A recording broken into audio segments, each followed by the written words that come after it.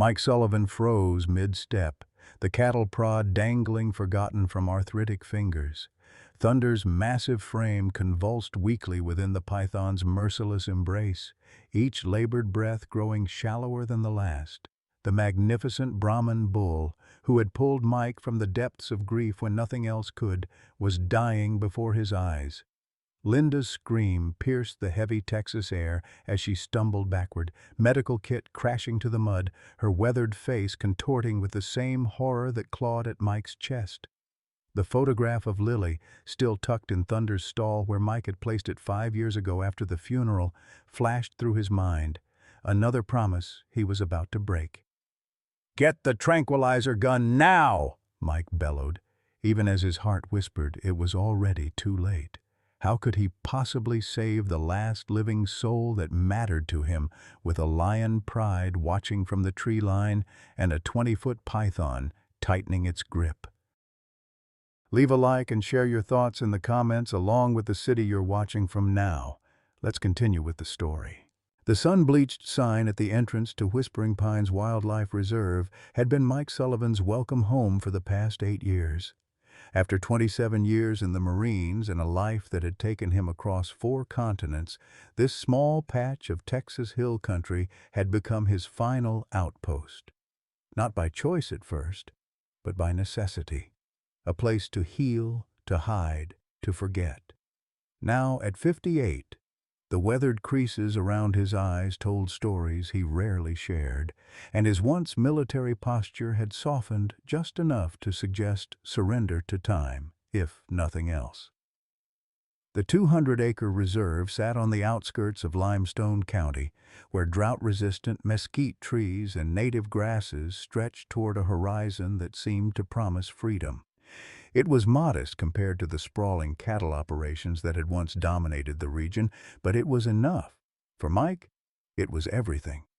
Thunder had arrived 5 years ago. On the same day, Mike signed his divorce papers. A local slaughterhouse had deemed the young Brahman bull too aggressive to process efficiently.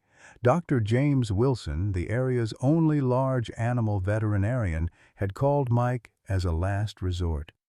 "This one's different, Mike. Got something in his eyes. Reminds me of you, stubborn as hell."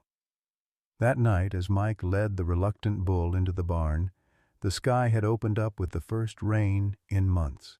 It was the same night he'd packed away the last of Lily's things, his daughter's presents reduced to cardboard boxes and a hole in his chest that no amount of whiskey could fill. Lily had been 23 when a drunk driver took her. Mike had been overseas, unable to make it home for the funeral. Melanie never forgave him for that. Or perhaps she simply couldn't bear to look at his face and see their daughter's eyes staring back. Thunder had been meant as a temporary rescue, another animal that Mike would rehabilitate before finding it a proper home. But something happened that first night. As the storm raged and Mike sat on a hay bale, finally allowing himself to weep, the massive bull had lowered his great head and simply stood there, pressed against Mike's shoulder. 2 broken souls recognizing something in each other.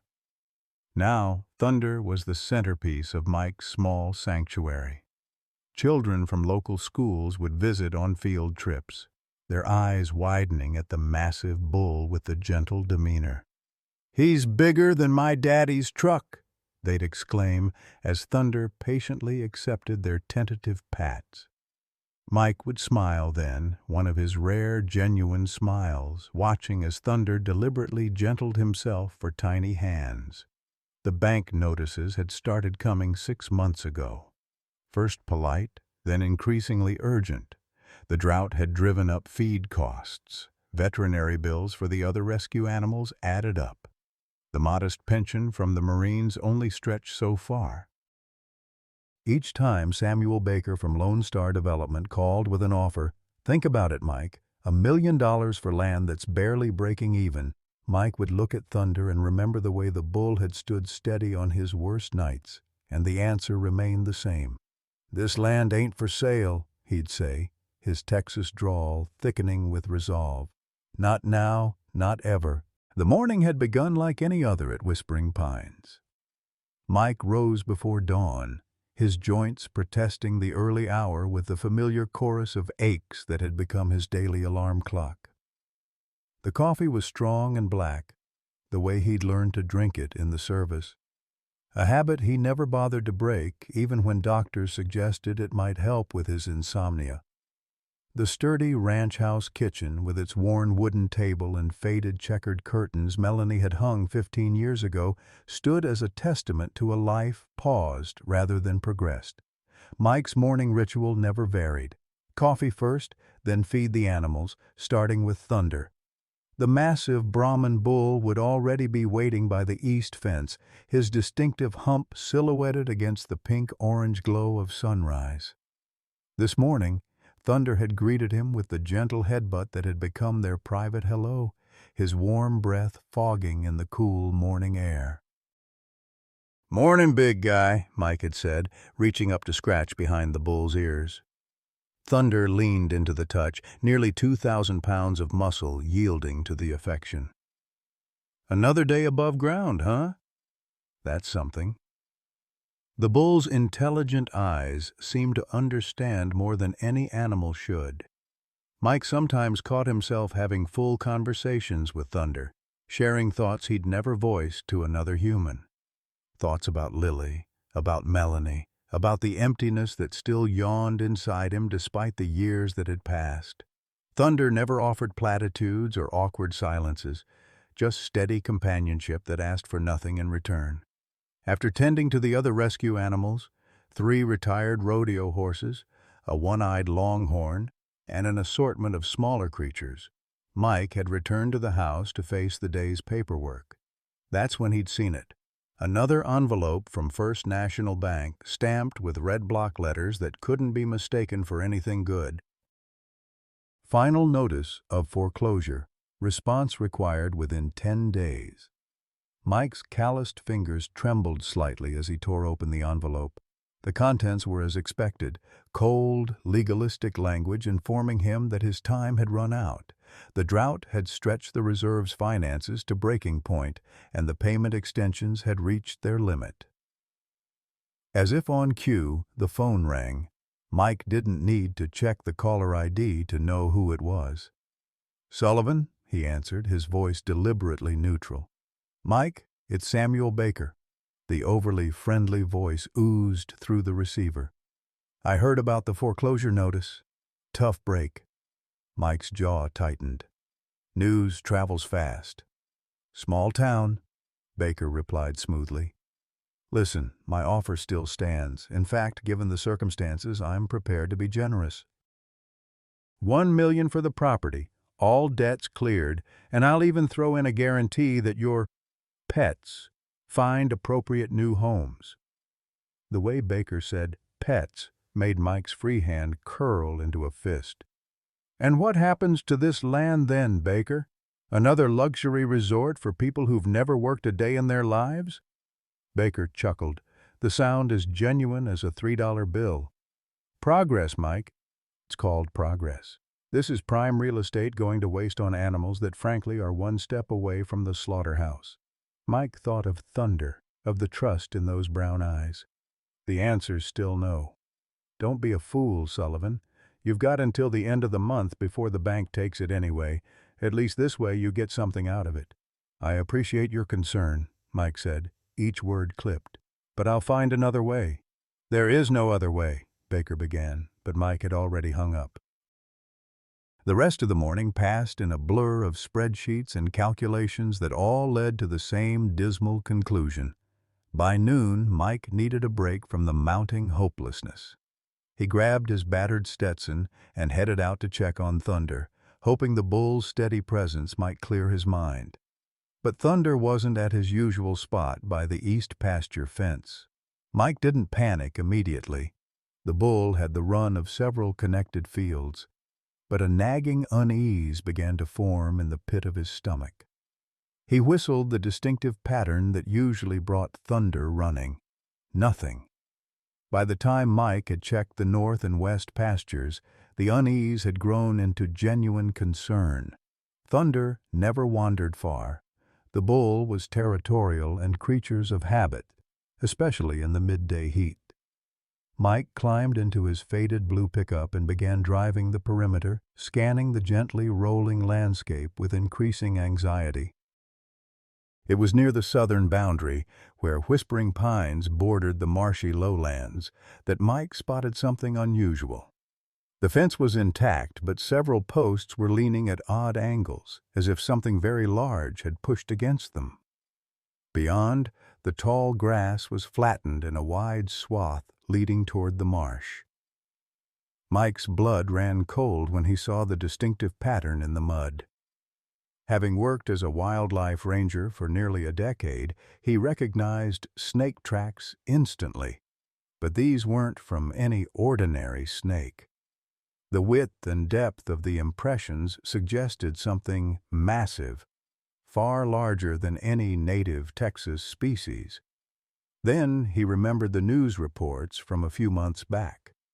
The Thornton estate, about 20 miles northeast, had reported a missing Burmese python, an 18-foot monster that the eccentric billionaire kept as part of his private exotic collection. Most people assumed the snake had died in the wild, unable to survive the Texas heat. Mike had his doubts then. Now, following these tracks, those doubts crystallized into dread. He grabbed his rifle from the truck rack, more from habit than any concrete plan, and began following the flattened trail through the grass. The marshy area ahead was a patchwork of shallow pools and muddy islands, difficult terrain for a human, but perfect cover for a predator. The silence struck him first. No birds calling, no insects buzzing, just the squelch of his boots in the mud and his own controlled breathing. Every instinct honed by years in the Marines, and as a ranger screamed danger. The sound reached him before the sight, a deep, distressed bellow that could only come from one animal. Mike broke into a run, slipping and sliding on the treacherous ground, his heart hammering against his ribs. He crested a small rise, and the scene below stole his breath. In a shallow depression, partially filled with muddy water, Thunder stood trapped, his powerful legs mired deep in the sucking mud. And wrapped around his massive torso, its scales gleaming wet in the midday sun, was the largest python Mike had ever seen. The snake had already coiled twice around Thunder's midsection and was working its way around a third time. The bull's eyes were wide with terror, his breathing already labored as the python's powerful muscles began their inexorable constriction. With each breath Thunder took, the snake tightened its grip, following the ancient, terrible efficiency of its kind. "Thunder!" Mike's voice cracked as he scrambled down the slope. The bull's head swung toward him, recognition and desperate hope visible even at this distance. Thunder bellowed again and renewed his struggle, but the combination of the constricting snake and the gripping mud made his tremendous strength useless. Mike pulled out his phone with shaking hands, fumbling to dial Dr. Wilson's number. The call went straight to voicemail. "James, it's Mike. Emergency at the South Marsh. Thunder's being attacked by what looks like that missing Thornton python. Need tranquilizers, rope, anything you've got. Hurry." He shoved the phone back in his pocket and assessed the situation with the cold calculation of a man who'd seen combat. The python was easily 18 feet, possibly larger. Its muscular body was as thick as his thigh in places. A direct confrontation would be suicide. The snake could kill him as easily as it was killing Thunder. But there was no time to wait for help. Already he could see Thunder's struggles weakening, the proud bull's eyes beginning to glaze with the early signs of oxygen deprivation. The python's head, triangular and prehistoric, swiveled toward Mike, black tongue flicking to taste his scent on the air. 2 decades of military training and 10 years of wildlife management warred in his mind. The ranger in him knew that the python was simply following its nature, a creature far from its natural habitat trying to survive. The Marine in him saw only a threat to the one living being that mattered most to him now. Mike started forward, his mind racing through options. The rifle was a last resort. A bullet that missed the snake could hit Thunder, and even if he killed the python, its death grip might tighten rather than release. "Hang on, buddy," he called, his voice steadier than he felt. "I'm coming." Thunder's eyes fixed on him with such human-like trust that Mike felt something crack inside his chest. It was the same look Lily had given him from her hospital bed after the accident, in those brief moments of consciousness before she slipped away, absolute faith that her father could fix anything. He had failed her then. He would not fail Thunder now.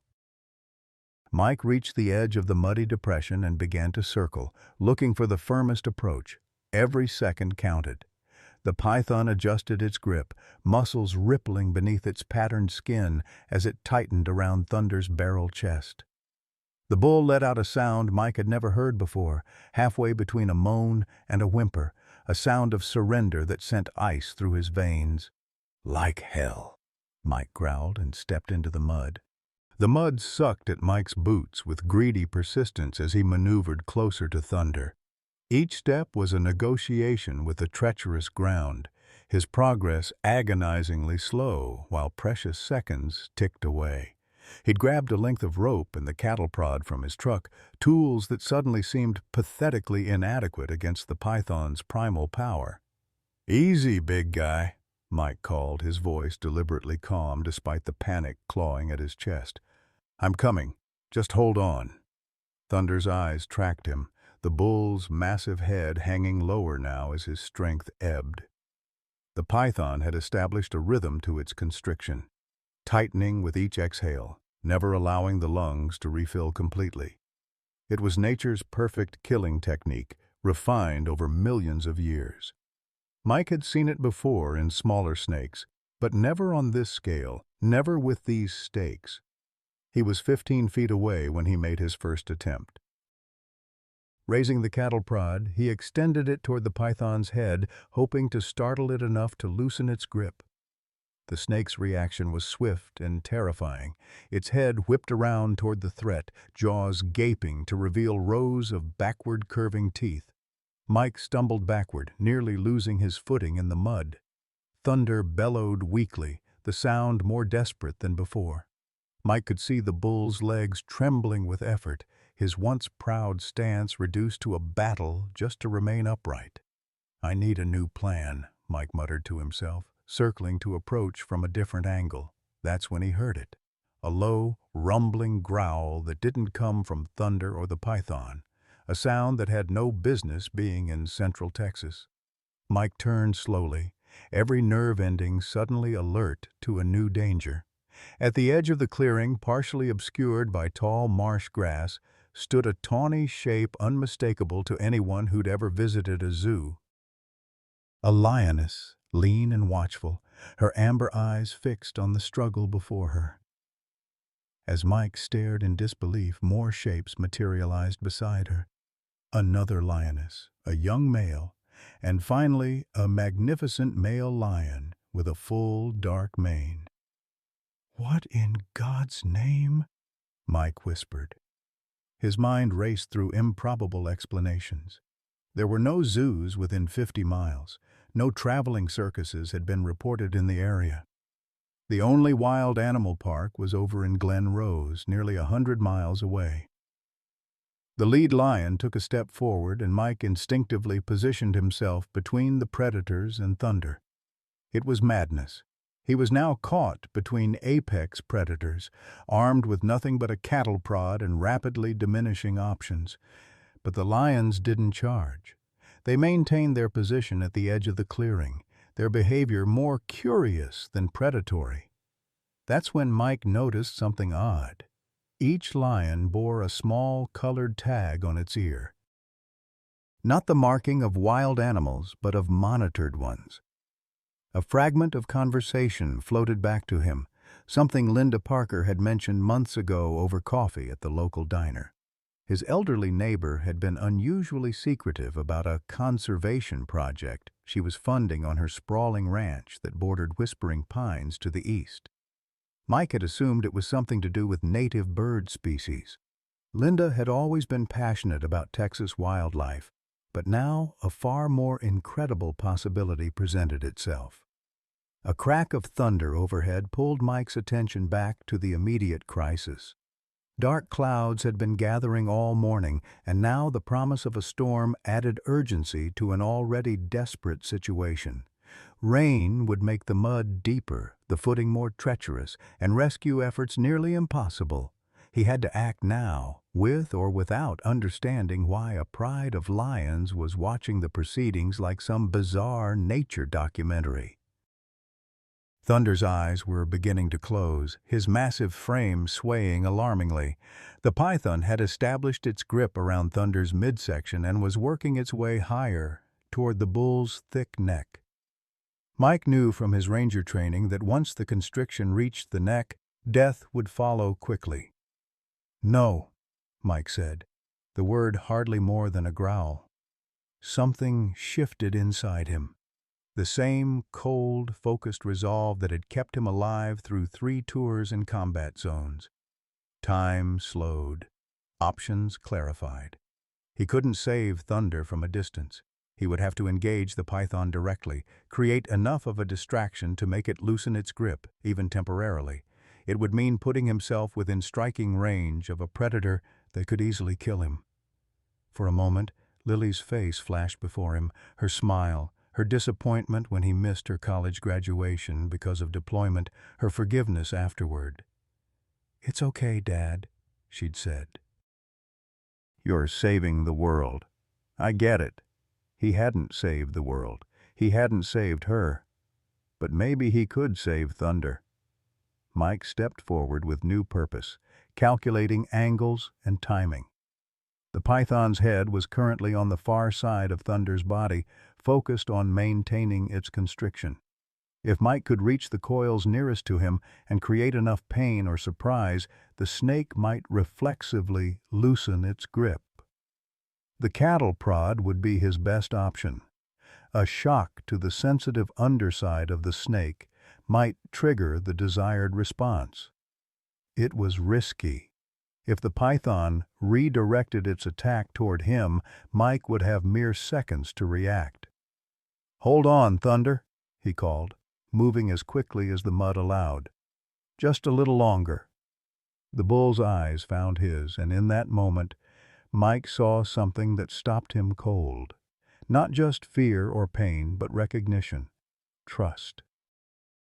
The same look Thunder had given him 5 years ago, standing steady beside him as Mike sobbed into his whiskey on the anniversary of Lily's death. The memory hit him like a physical blow. Mike had been drinking heavily that night, lost in grief and self-recrimination. He'd stumbled out to the barn in the rain, intending to saddle one of the horses for a reckless midnight ride, anything to outrun the demons chasing him. Instead, he'd found Thunder standing at the gate, as if waiting. The bull had simply pressed his massive head against Mike's chest and stood there, a solid presence in a world that had dissolved into chaos. The next morning, Mike had poured his remaining whiskey down the drain and called the VA about those therapy sessions he'd been avoiding. A distant rumble of thunder pulled him back to the present. The clouds had darkened further, casting an eerie twilight over the scene. The lions remained at the edge of the clearing, their presence a surreal backdrop to the life-and-death struggle unfolding. Mike was close enough now to see the individual scales on the python's body, the way they caught what little light remained, iridescent and alien. He could smell the musky odor of the snake, hear the soft hiss of its breathing as it maintained its deadly embrace. He raised the cattle prod, aiming for the exposed underside of the coil nearest to him. One chance. He would have one chance to get this right. The first fat raindrops began to fall as Mike lunged forward, jamming the prod against the python's body and pressing the button. The reaction was instantaneous and violent. The python's entire body convulsed, its head whipping around with shocking speed. Thunder bellowed in pain as the coils tightened reflexively. But then, miracle of miracles, there was a momentary loosening as the snake readjusted to address the new threat. Mike didn't hesitate. He thrust the prod forward again, this time making contact closer to the python's head. The snake reared back, jaws wide, hissing in rage or pain or both. For a precious few seconds its concentration was broken. "Now, Thunder!" Mike shouted, as if the bull could understand his words. "Pull!" Whether by instinct or some deeper comprehension, Thunder seized the moment. With a bellow that seemed to shake the very ground, the massive bull heaved his body sideways, straining against both the mud and the python's grip. One of the coils slipped, creating a gap. Mike grabbed the loose section of snake, his hands barely spanning its girth, and pulled with every ounce of strength he possessed. The python writhed in his grasp, its powerful muscles working against him, but Mike held on, his face contorted with effort. "Come on, damn it," he growled through clenched teeth. Thunder lurched forward again, making use of the slight advantage. One of his front legs broke free of the mud with a sucking sound. The python, sensing its prey might escape, redoubled its efforts, the coils tightening with crushing force. The rain was falling steadily now, turning the already treacherous footing into a quagmire.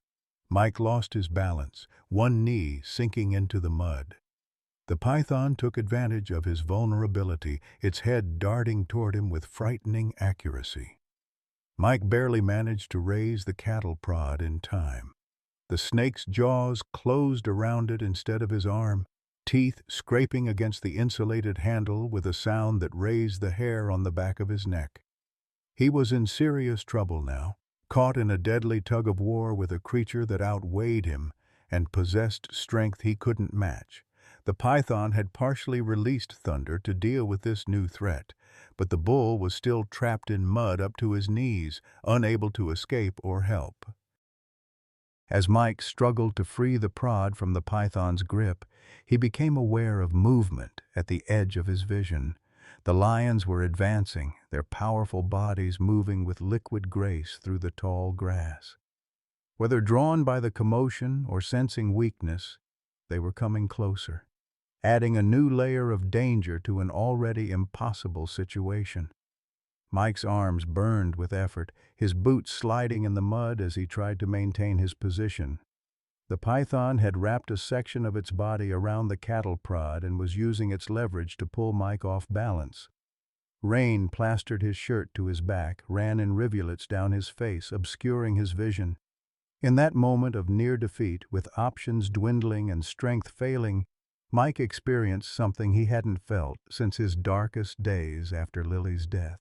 A profound sense of helplessness. He wasn't going to be able to save Thunder.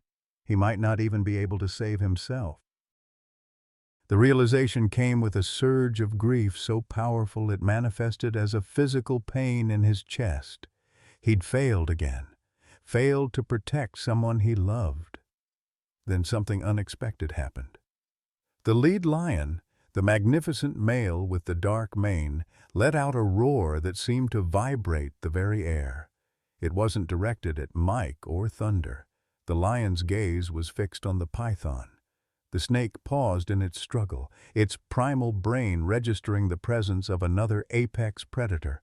For a crucial moment, its attention was divided. Mike seized the opportunity.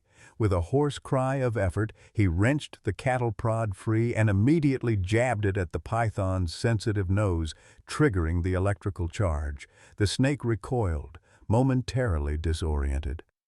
"Thunder, this way!" Mike shouted, splashing through the mud toward the bull.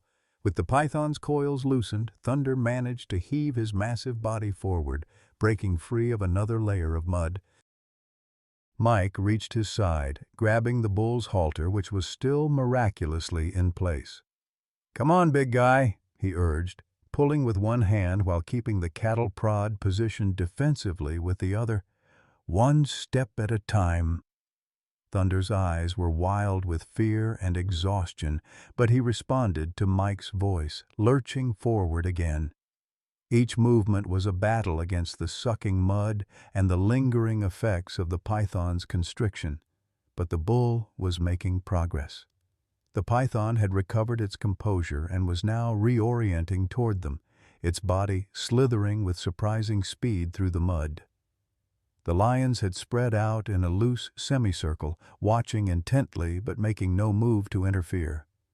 Mike couldn't understand their behavior. Any predator should have seized on the vulnerability of wounded prey, but he had no time to question this stroke of luck. He and Thunder had reached slightly higher ground where the mud was less deep, allowing the bull more freedom of movement. "That's it," Mike encouraged, his voice hoarse. "Keep going." Behind them, the python surged forward, determined not to lose its meal. Mike turned to face it, cattle prod extended, placing himself between the snake and Thunder. Rain streamed down his face, lightning flashed overhead, illuminating the scene in stark white bursts. It was in one of these flashes that Mike saw something that made his breath catch. A thin metal band partially embedded in the python's scales near its tail, and what looked like an old injury, poorly healed. This wasn't just any python, this was definitely the escaped specimen from the Thornton estate. But the injury? That suggested something beyond mere escape. It looked like the snake had been caught in a trap, a cruel, illegal trap of the sort Mike had fought against for years. The revelation sparked a confused mixture of emotions: pity, anger, determination. The python was both predator and victim, acting on instinct in a place it never should have been. Another flash of lightning, and Mike saw the lions more clearly now. The tags in their ears were visible. Professional wildlife tags, the kind used in legitimate conservation programs. These weren't escaped circus animals. They were part of some organized project. As the implications whirled through his mind, Mike heard the distant sound of an engine, a vehicle approaching from the direction of the main road. Reinforcements. Finally, if he could just hold off the python for a few more minutes. The snake lunged forward with startling speed. Mike swung the cattle prod in a desperate arc, making contact with the python's neck. The electrical charge caused the snake to recoil momentarily, but it was clearly learning, adapting to this tactic. Thunder had managed to put about 20 feet between himself and the immediate danger, but the bull was moving slowly, clearly injured from the constriction. Mike backed up, keeping pace with Thunder while facing the threat. The python slithered forward again, its movements more cautious now but no less determined. Mike's arms ached, his legs trembled with fatigue, but he stood his ground. Behind him, Thunder stumbled, nearly falling. "No," Mike said, the word part denial, part prayer. "Not like this." The python reared up, preparing for another strike, one that Mike, in his exhausted state, might not be able to counter. The lions watched, silent witnesses to the unfolding drama. And then, above the sound of the rain and thunder, came a voice. "Mike, get down!" Linda Parker stood at the edge of the clearing, a tranquilizer rifle braced against her shoulder, her silver hair plastered to her head by the downpour. Despite her 72 years, she held the weapon with the steady confidence of someone half her age. Mike dropped to the mud as Linda fired. The dart struck the python just behind its head, the perfect placement. The snake's reaction was immediate, a violent thrashing followed by increasingly disoriented movements as the sedative took effect. "Get Thunder out of here!" Linda shouted, already loading another dart. "I'll handle this." Mike didn't waste time asking questions. He turned to Thunder, who had stopped moving, his great sides heaving with exhaustion. "Come on, buddy," he urged, pulling gently on the halter. "Just a little further." With painful slowness, they made their way toward firmer ground, the sound of the python's thrashing growing fainter behind them. As they reached the edge of the clearing, Mike looked back to see Linda calmly facing down both the sedated snake and the watching lions. One of the lionesses had moved closer to her, showing none of the aggression one would expect. "Linda?" Mike called, confusion warring with concern. She glanced at him, a strange half-smile on her weathered face. Get Thunder to safety, Mike. We've got a lot to talk about, but it can wait. Go. Another vehicle was approaching, the headlights cutting through the gloom of the storm. Mike recognized Dr. Wilson's old Bronco bouncing along the rutted track that led to the marsh. As help arrived and the immediate danger receded, Mike felt the adrenaline drain from his body, leaving him shaking and lightheaded. He leaned against Thunder's solid warmth, suddenly aware of how close he'd come to losing everything. The bull's breathing was labored, his skin marked with the imprints of the python's coils, but he was alive, they both were, against impossible odds, facing multiple apex predators they had survived. But as Mike watched Linda calmly directing the lions with nothing more than hand gestures, he realized the day's revelations were far from over. His quiet neighbor clearly had secrets that went well beyond her passion for bird-watching. The storm continued to rage overhead, but for the first time since spotting Thunder in the python's embrace, Mike allowed himself to believe they might actually make it through this, not unscathed but alive, and sometimes that was victory enough. Dr. James Wilson worked methodically, his weathered hands moving with practiced efficiency as he examined Thunder.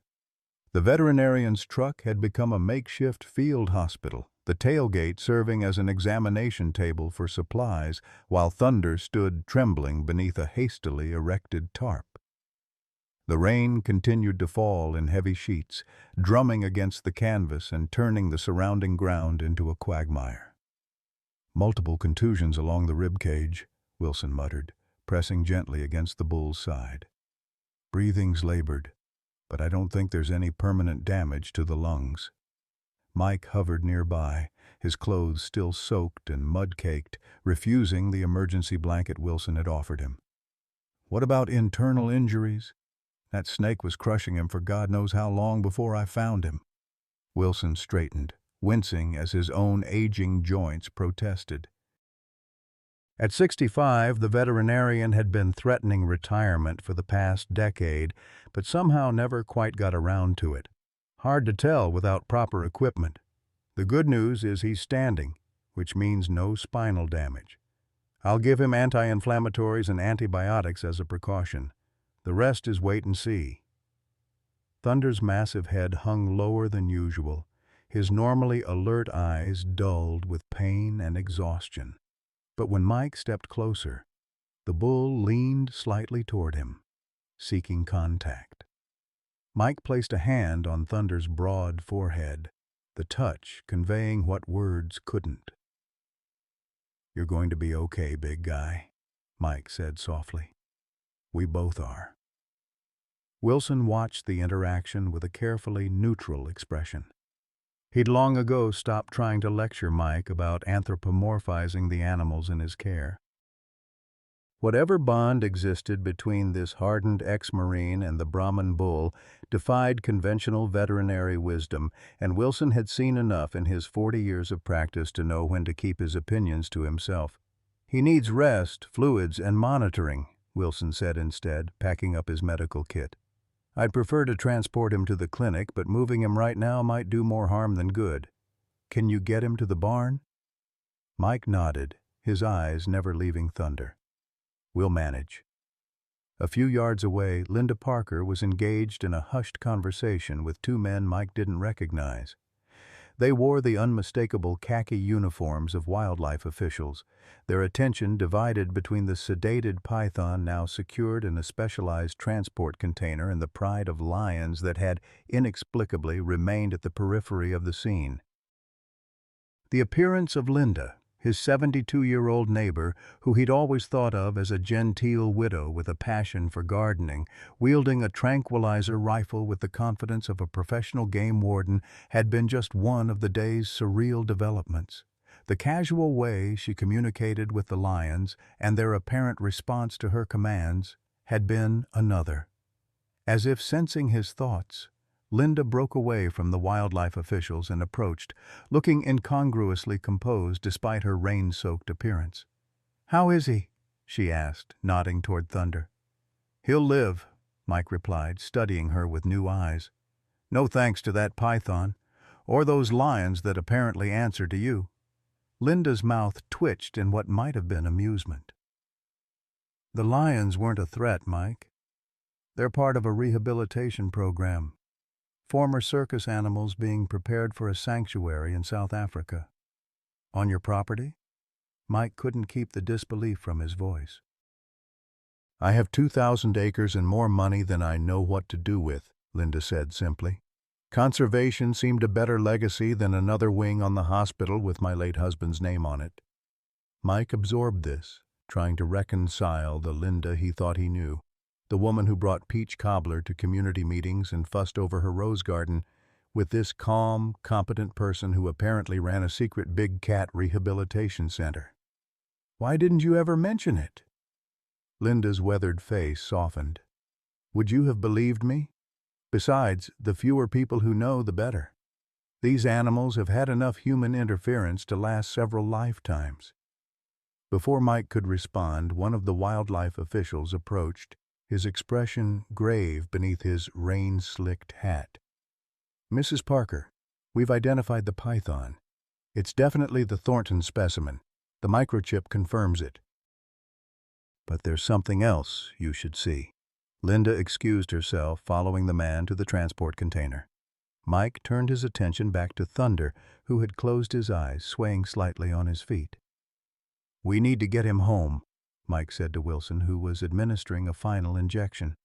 The veterinarian nodded. "This should help with the pain and inflammation. I've done all I can here. The rest is up to him and you. I've got a horse trailer at the barn, if we can get him that far." "I'll drive alongside, keep an eye on him," Wilson offered, surprising Mike. The vet wasn't known for making house calls, let alone escort services.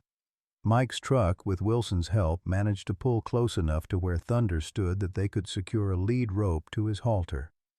The bull followed with uncharacteristic docility, each step clearly an effort. Mike walked alongside, one hand resting on Thunder's flank, offering silent encouragement. The journey back to the main part of Whispering Pines was slow and tense. Twice Thunder stumbled, nearly going down on the slick ground.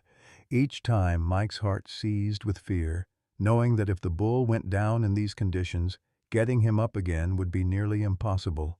But somehow, they made it. The familiar silhouette of the barn appeared through the curtain of rain, its solid presence offering a promise of safety that Mike hadn't fully appreciated until now. Thunder seemed to draw strength from the sight, his pace marginally improving as they approached. Inside, the barn was dry and warm, the familiar smells of hay and leather, a stark contrast to the chaos they'd just escaped. Mike and Wilson worked together to settle Thunder in the largest stall bedded deeply with fresh straw. The bull sank down almost immediately, his legs folding beneath him with a grunt of relief. "That's normal," Wilson assured Mike, seeing his alarm. "He's exhausted. Lying down is the best thing for him right now." Mike knelt beside Thunder, running a hand along the bull's neck, feeling the strong pulse beneath his palm. "You're home now, buddy. You're safe." Wilson finished setting up an IV drip and made a few more notes on his clipboard. "I'll come back in the morning to check on him. Call me if anything changes." "Thank you," Mike said, the words inadequate for what he felt. Wilson paused at the stall door. "You know, I've been telling you for years that you're too attached to these animals, that it clouds your judgment." He glanced at Thunder, then back at Mike. "Maybe I've been wrong about that." It was as close to an apology or approval as the taciturn veterinarian was likely to offer. Mike nodded in acknowledgement, and Wilson departed, leaving man and bull alone in the quiet barn. The rain continued outside, creating a soothing backdrop to Thunder's steady breathing. Mike settled himself on a hay bale beside the stall, unwilling to leave even for the few minutes it would take to change into dry clothes. His body ached, various scrapes and bruises making themselves known now that the adrenaline had fully subsided. He must have dozed off because the next thing he knew, the barn door was creaking open and Linda was standing there, a thermos in one hand and a bundle of cloth in the other. "Thought you might need these," she said, crossing to where he sat. She handed him the bundle, a dry flannel shirt and a towel, and placed the thermos beside him. Coffee, with a splash of something stronger. Doctor's orders. Mike accepted the items gratefully, suddenly aware of how cold he was. "Thank you. For everything." Linda glanced at Thunder, who had opened one eye at her entrance, but seemed content to remain where he was. "How is he?" "Holding his own." "Wilson says the next 24 hours will tell." She nodded, settling herself on another hay bale with a grace that belied her years. "That python did a number on him. It's a miracle you found him when you did." Mike changed into the dry shirt, his movements stiff. "Speaking of that python, what did the wildlife officer want to show you?" Linda's expression grew serious. "Evidence of trapping. That python didn't just escape from Thornton's collection. It was deliberately released after being injured in an illegal trap, the kind used by poachers." "Poachers? Around here?" The concept seemed absurd. This wasn't the African savanna. It was Central Texas, where hunting was strictly regulated. "Not for traditional game," Linda explained. "For exotic species. There's a black market for everything these days, Mike, even in our quiet corner of the world." The implications began to dawn on him. "You think someone is targeting your rehabilitation program?" "I think someone knows there are valuable animals on my property and isn't above illegal means to get to them." She took a sip from the thermos after passing it to Mike. "But that's my problem, not yours. You've got enough to worry about with Thunder. And the bank." Mike stiffened. "How do you know about that?" Linda gave him a look that managed to be both sympathetic and slightly exasperated. "Small town, remember? Besides, Samuel Baker has been crowing about his plans for a resort on this property for months. Says it's a done deal." The mention of Baker reignited Mike's simmering anger. "Over my dead body." "That's what I told him," Linda said mildly, "though I phrased it more politely." Thunder shifted in his stall, drawing both their attention. The bull's breathing had developed a slight wheeze that hadn't been there before. Mike was on his feet instantly, moving to Thunder's side. "Easy, big guy," he murmured, placing a hand on the bull's flank. The skin twitched beneath his touch, muscles tense with pain. Linda joined him, her expression concerned. "Should we call Wilson back?" Mike checked the IV, ensuring it was still flowing properly. "He said to expect ups and downs, but I don't like that sound in his breathing." As if to emphasize his point, Thunder's next exhale came with a more pronounced wheeze, his sides working harder than they should have been. Mike recognized the signs of increasing respiratory distress, a potentially fatal complication after constriction injuries. "Call Wilson," he said, his voice tight. "Tell him Thunder's breathing is compromised." Linda moved swiftly for the barn door, phone already in hand. Mike remained beside Thunder, his mind racing through the limited first aid he could offer. Elevation might help, getting the bull's head and chest slightly higher to ease breathing. He grabbed several hay bales, breaking them apart to create a supportive mound behind Thunder's upper body. The bull didn't resist, as Mike gently encouraged him to lean back against the makeshift support, which spoke volumes about how poorly he must be feeling. "Hang in there," Mike urged, his voice rough with emotion. "Don't you quit on me now." Thunder's dark eye fixed on him, the intelligence there undimmed despite his suffering. A memory surfaced. Lily in her hospital bed after the accident, fighting for each breath, her eyes seeking his with the same trust, the same silent plea for help. Mike had been powerless then, forced to watch as his daughter slipped away despite the best efforts of modern medicine. The parallel was too painful to bear, yet impossible to ignore. "I'm not losing you too," he whispered fiercely, one hand pressed against Thunder's heaving side. The bull's breathing pattern changed again, this time with a catch at the end of each exhale that sent a chill through Mike. He'd heard that sound before, in the field during his service, when men with crushed chests struggled through their final moments. Linda returned, her expression grim. "Wilson's on his way. He says to keep Thunder calm and watch for any blue tint to his gums or tongue." Mike gently lifted Thunder's upper lip, checking the color. Still pink, but paler than it should be.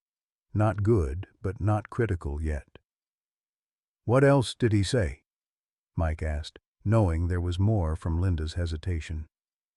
"That if the breathing deteriorates further before he gets here, we should prepare for the possibility of—" "No," Mike cut her off. "That's not happening."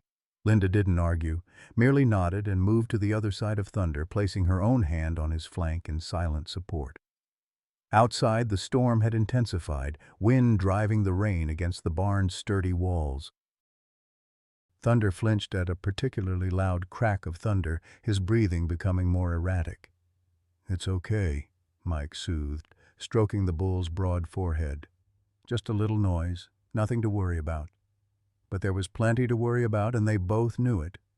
The minutes crawled by, each one marked by Thunder's increasingly labored breathing. Mike found himself breathing in rhythm with the bull, as if he could somehow lend his own lungs strength. Linda watched them, her expression thoughtful. "He saved you, didn't he? Not just physically." Mike didn't look up. "What makes you say that?" "The way you look at him. Like he's the only thing standing between you and the abyss." She paused. "I recognized it because I've seen it in the mirror. After Harold died, those first few years. If it hadn't been for my work with the animals." She left the thought unfinished, but Mike understood. The animals gave purpose when nothing else seemed to matter. They demanded care, attention, presence, the very things that grief tried to steal. "After Lily died," Mike said quietly, "and Melanie left, there were some dark nights, real dark." His hand continued its steady rhythm on Thunder's forehead. "I was sitting in the kitchen one night with my service pistol on the table, just looking at it, thinking about how quick it would be." Linda didn't react beyond a slight tightening of her mouth, allowing him the dignity of his confession. "Thunder broke through the paddock fence that night. Made one hell of a racket. By the time I got him settled again, the moment had passed." Mike swallowed hard. "He's done that a few times over the years. Always seems to know when the darkness is getting too thick." Thunder's breathing hitched, then settled into a slightly more regular pattern. His eye had closed again, but he leaned into Mike's touch, seeking comfort. "Animals know," Linda said simply. "Better than we do, sometimes." The barn door flew open, admitting a gust of wind and rain, along with Dr. Wilson, his medical bag clutched to his chest. He shook off like a wet dog before hurrying to Thunder's stall. "How long has the breathing been compromised?" he asked without preamble, already kneeling to examine the bull. "About 20 minutes, Mike answered. "It was a gradual onset, then suddenly got worse." Wilson listened to Thunder's chest with a stethoscope, his expression giving nothing away. He checked vital signs, the movement of the rib cage, the color of the mucous membranes. Finally, he sat back on his heels. "There's fluid building up in the lungs. Pulmonary edema, a common complication after this kind of trauma. The good news is, we caught it early." "And the bad news?" Mike asked, knowing there was more. Wilson sighed. "It's going to get worse before it gets better. I can give him diuretics to help clear the fluid and steroids to reduce inflammation, but ultimately his body needs to heal itself." "What are his chances?" Linda asked the question Mike couldn't bring himself to voice.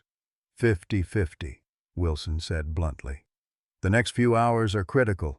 If he makes it through the night, his chances improve significantly. The vet prepared several injections, administering them with practiced efficiency.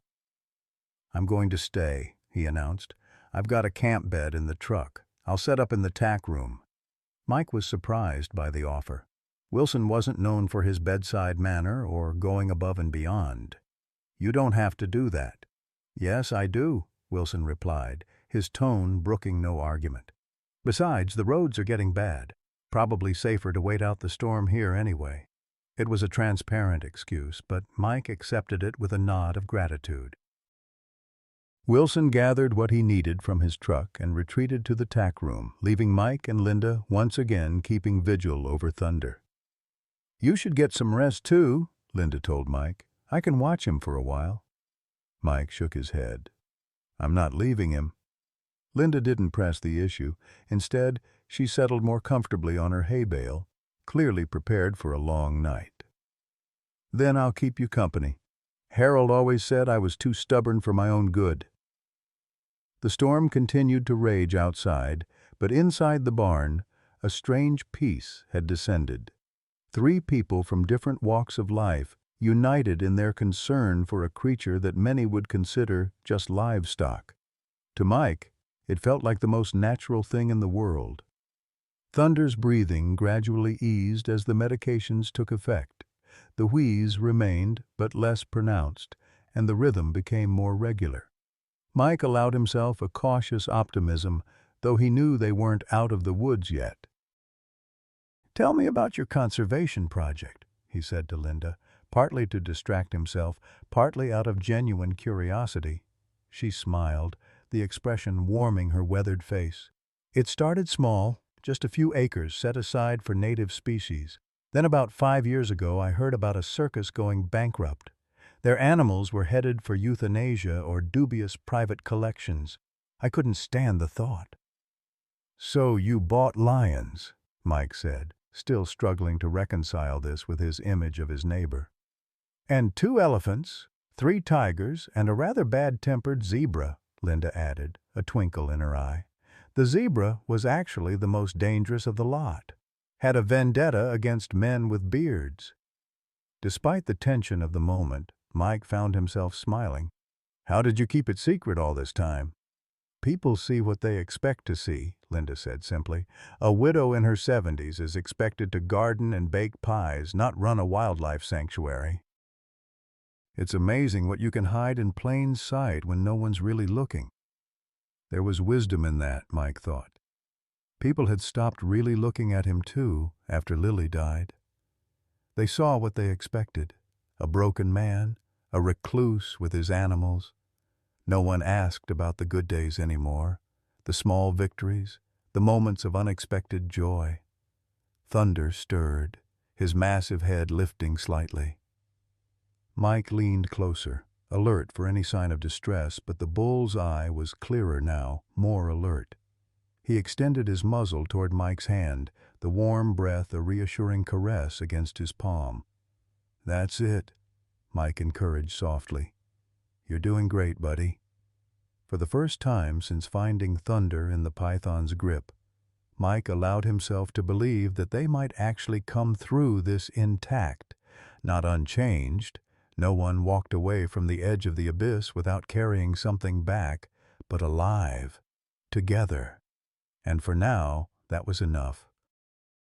Outside, the storm began to abate, the thunder more distant, the rain gentler against the roof. Dawn was still hours away, but in the dim light of the barn's single overhead bulb, a new day already seemed possible. Morning arrived with tentative fingers of sunlight breaking through the last remnants of the storm clouds. Mike awoke with a start, momentarily disoriented until he registered the familiar scents of the barn, hay, leather, and the distinctive musk of Thunder. He'd fallen asleep against the stall door, his body folded awkwardly on the hay bale. Every muscle protested as he straightened, a vivid reminder of yesterday's ordeal. Thunder was awake, his great head raised, watching Mike with eyes clearer than they had been the night before.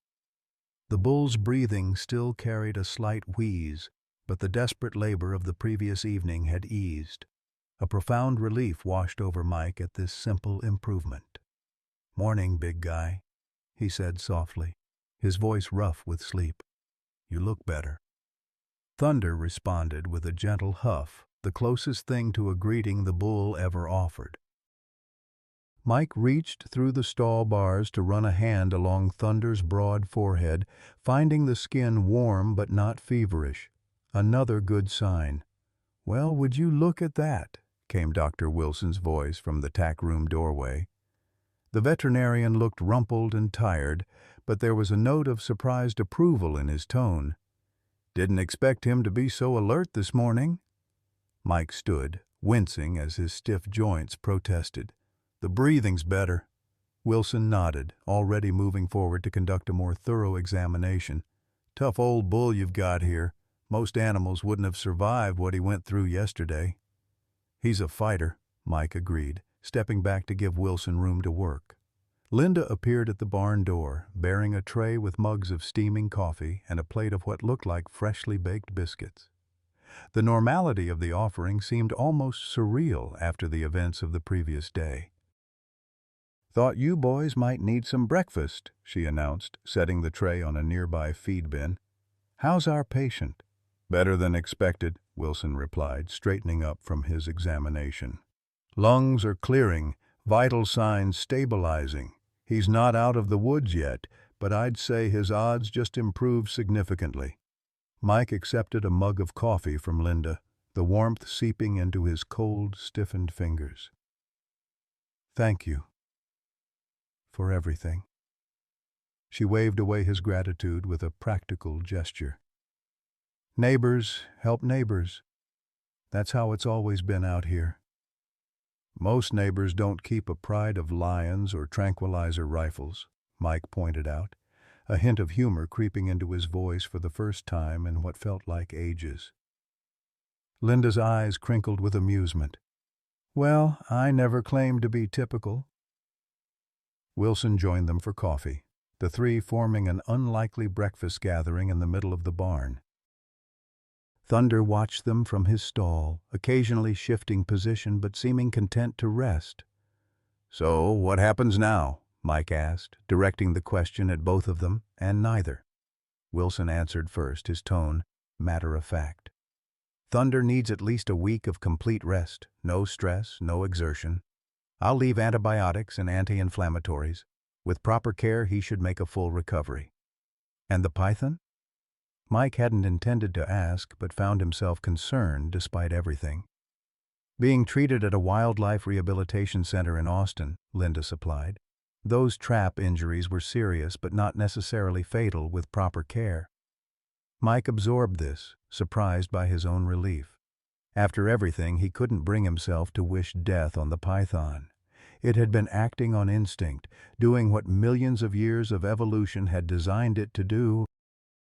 The real culprits were human, those who trafficked in exotic animals, who set illegal traps, who disrupted the natural order for profit.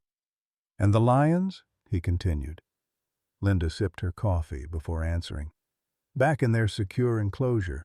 They performed exactly as their training indicated they would, observed but didn't interfere. In the wild, lions and pythons maintain a healthy respect for each other. We've worked hard to preserve those natural instincts even in our rehabilitation program." "Speaking of which," Wilson interjected, checking his watch, "I should get back to the clinic. Morning appointments won't wait, even for near disasters." He gathered his medical bag, leaving instructions for Thunder's care and promising to return that evening. As the veterinarian's truck rumbled down the driveway, Linda turned to Mike with an expression that had shifted from neighborly concern to something more purposeful. "There's something else we need to discuss," she said. "Something about that python and why it was where it was." Mike tensed, sensing this wasn't casual conversation. "I'm listening." Linda glanced toward the barn door, as if checking they were truly alone. "The wildlife officers confirmed what I suspected. That python wasn't just any escapee. It was deliberately released near the boundary between our properties." "Why would anyone do that?" "To create an incident." potentially a fatal one. Linda's voice hardened. Think about it, Mike. What happens if a dangerous exotic animal kills livestock, or worse, a person? Authorities investigate. Land gets searched. Restrictions get imposed. The implications began to dawn on him. Someone's targeting your sanctuary. Or you, or both of us. Linda set down her coffee mug. The trap that injured the python wasn't meant for it specifically. It was one of dozens set along the boundaries of both our properties. I've had my staff quietly removing them for months. Mike's mind raced. Samuel Baker, the development company. Linda nodded grimly. If either of our properties became embroiled in controversy or legal issues, the value would plummet, Mike finished. Easy pickings for a corporate vulture. Exactly. And with the foreclosure pressure you're already facing, the pieces were falling into place, a picture emerging that made Mike's blood boil. Baker hadn't just been waiting for Mike's financial situation to force a sale. He'd been actively working to ensure it happened, using increasingly underhanded tactics. I need proof, Mike said, his voice tight with controlled anger. We're working on it, Linda assured him. The wildlife officers took samples from the trap. If we can match them to materials Baker's company uses. Thunder shifted in his stall, drawing their attention. The bull had managed to stand, though his legs trembled slightly with the effort. Mike moved to him immediately, concerned by the exertion. Easy there, big guy. You're supposed to be resting. Thunder's dark eyes fixed on Mike with an intensity that seemed almost human. The bull took a shaky step forward, then another, moving toward the stall door where Mike stood.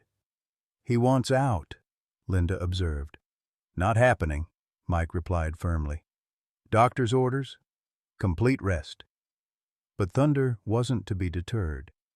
He continued his careful approach until his massive head was level with Mike's chest. Then, with gentle deliberation, he pressed his forehead against Mike, their familiar gesture of connection, but somehow weighted with new significance after all they'd been through. Mike's throat tightened with emotion. He placed both hands on either side of Thunder's broad face, leaning into the contact. I know, buddy. We made it. Both of us. The moment stretched, a silent communion between man and bull that needed no words. Linda watched with understanding, making no comment. Finally, Thunder seemed satisfied and backed up carefully, returning to his bed of straw where he settled again with a deep exhalation that carried only the faintest trace of yesterday's wheeze. That's quite a bond you two have, Linda said softly. Mike nodded, not trusting himself to speak immediately.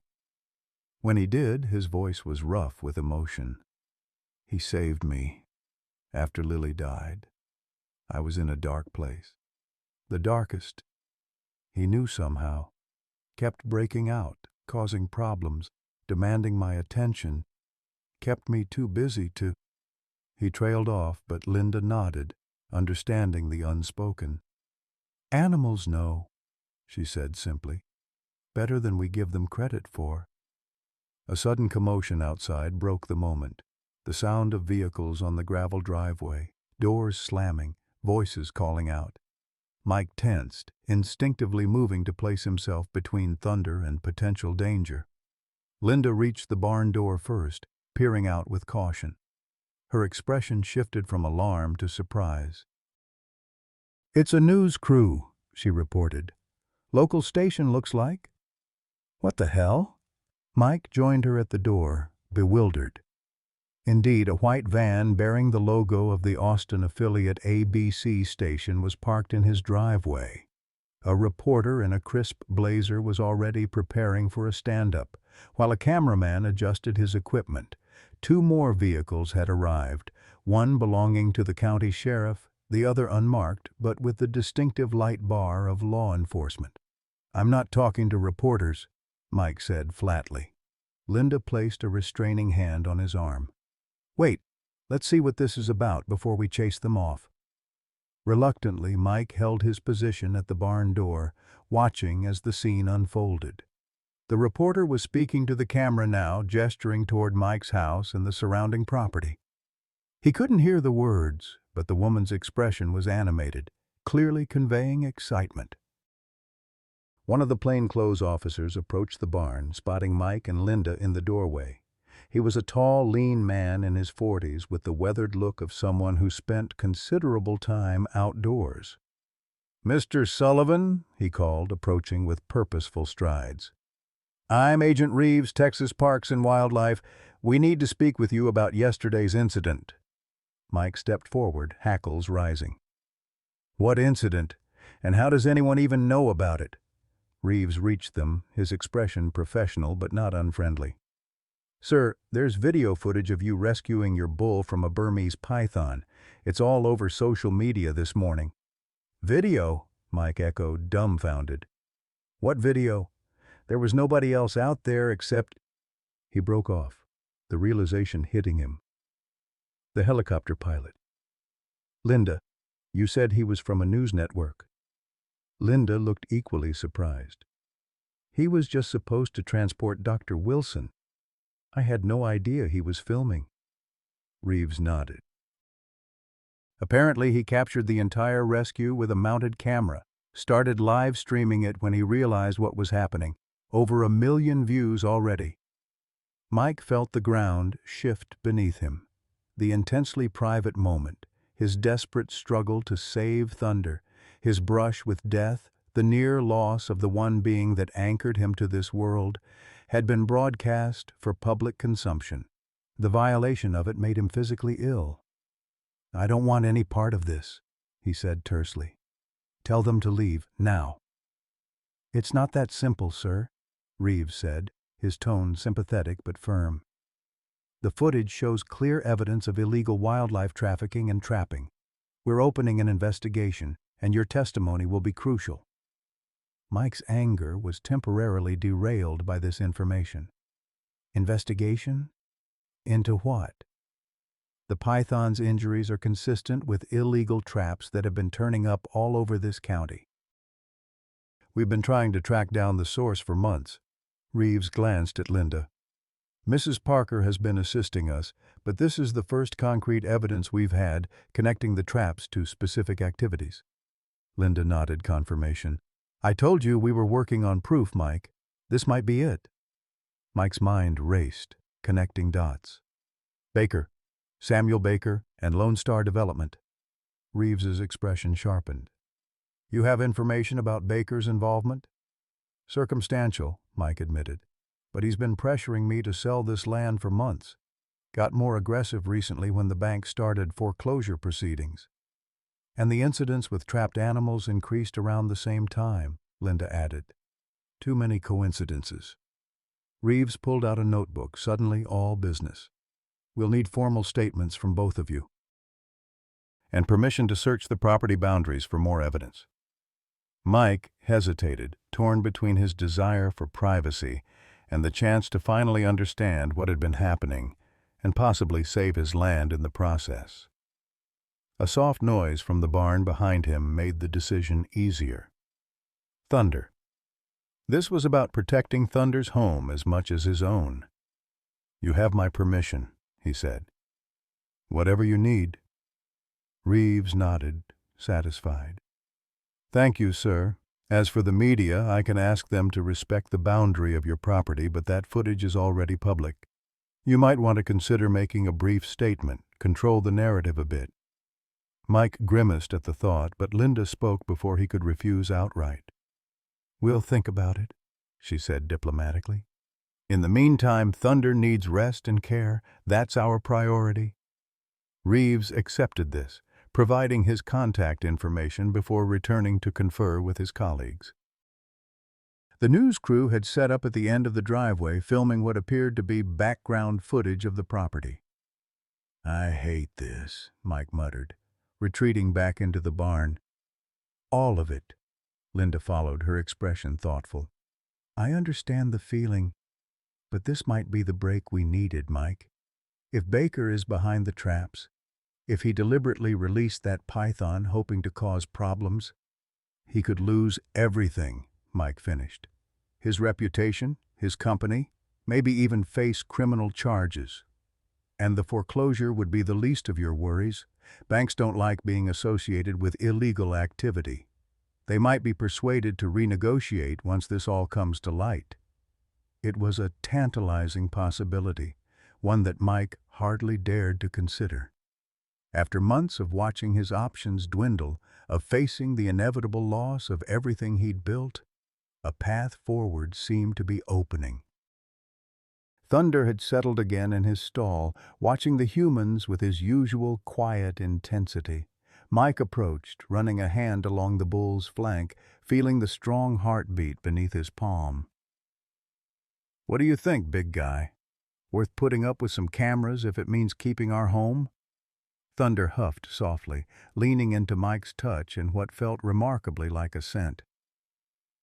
"I still don't want to talk to reporters," Mike said to Linda, his tone making it clear this wasn't negotiable.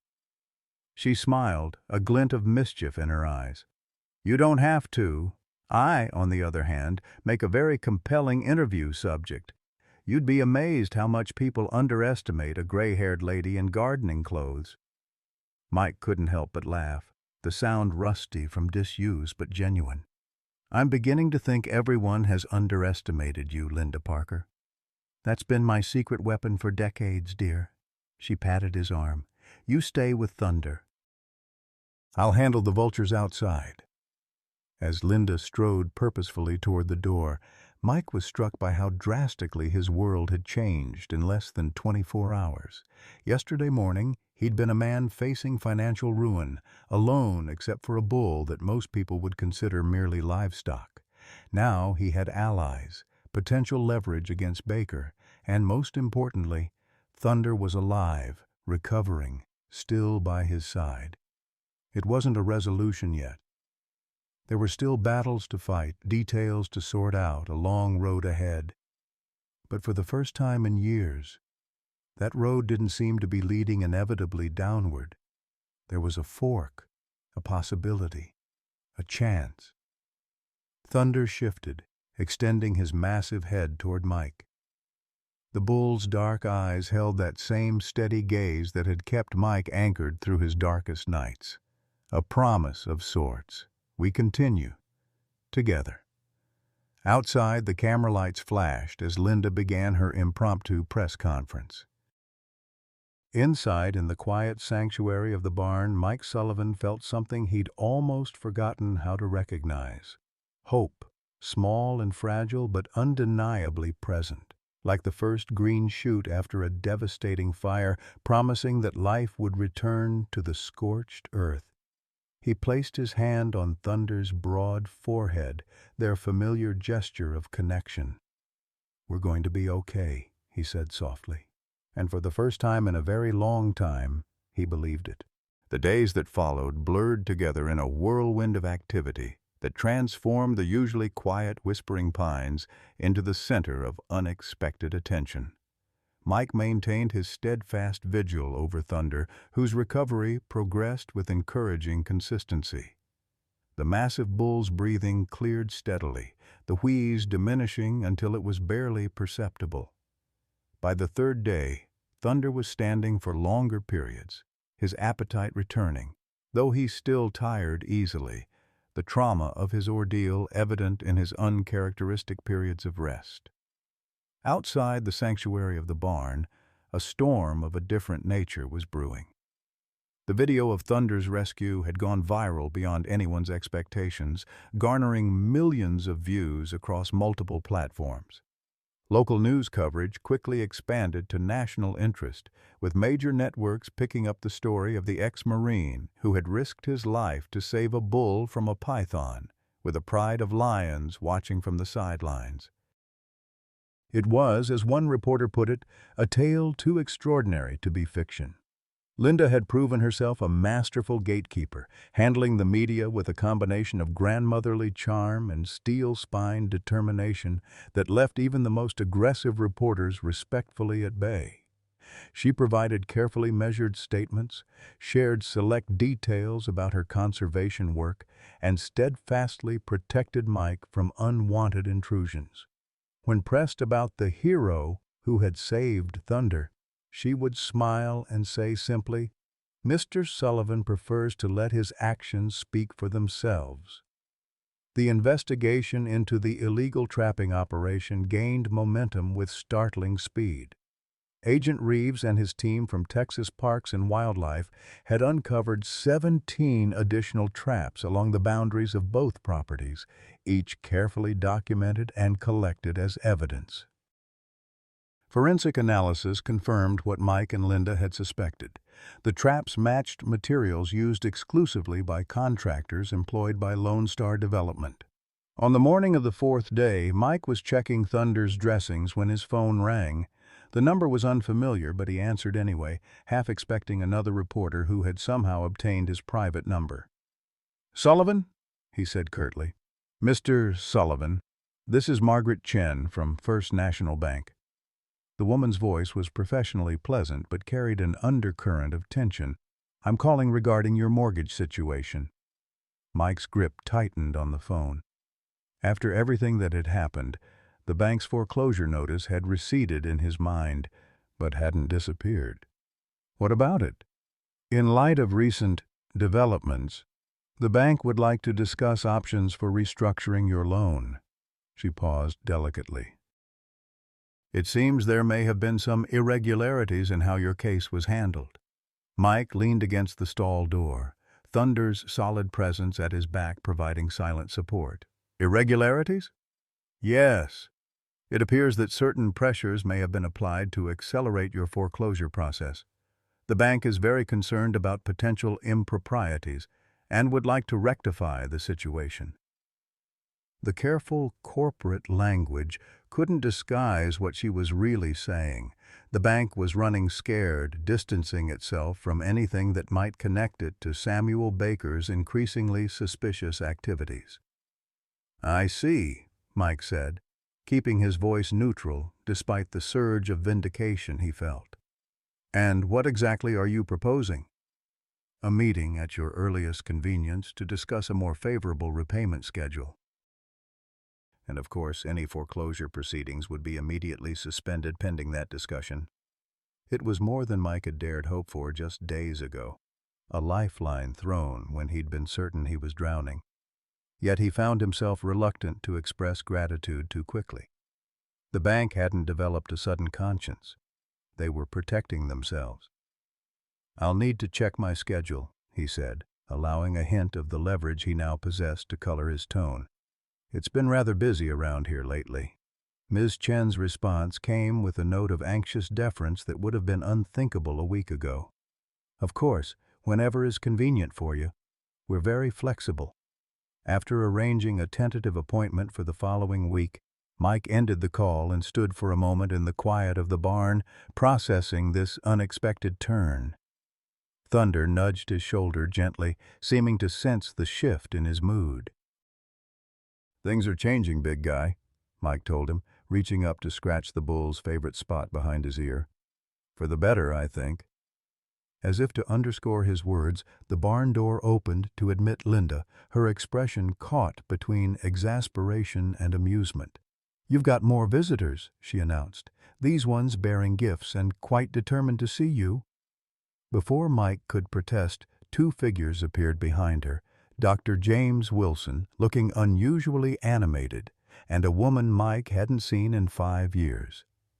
Melanie Sullivan stood hesitantly at the barn entrance, her once dark hair now streaked with elegant silver, her face both familiar and strange.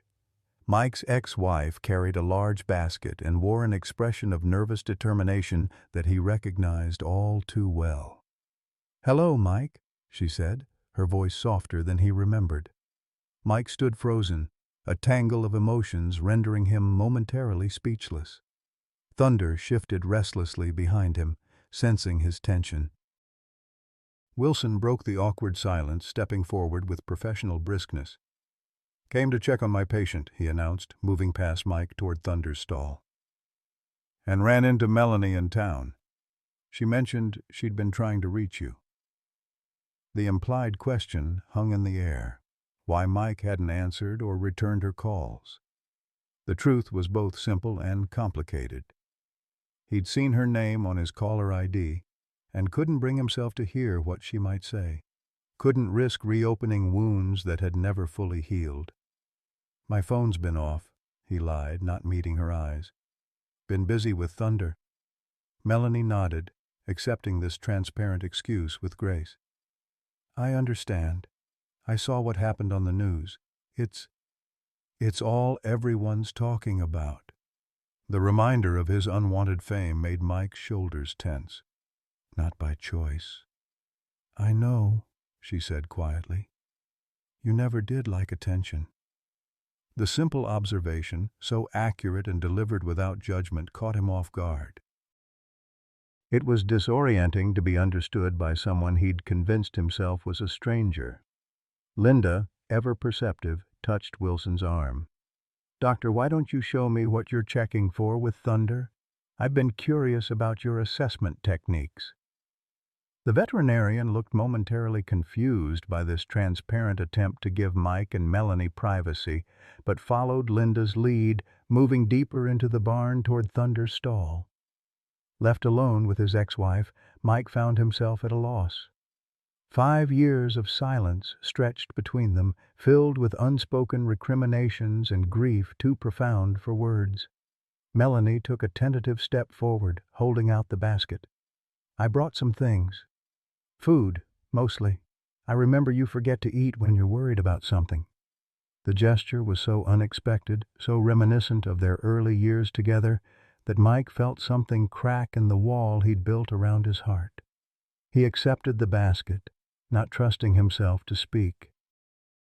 I also brought this, Melanie continued, reaching into her purse to withdraw a small, worn photograph. I thought Thunder might like to have it back. Mike looked down at the photo she offered. Lily at 16 astride her first horse, her smile radiant and carefree.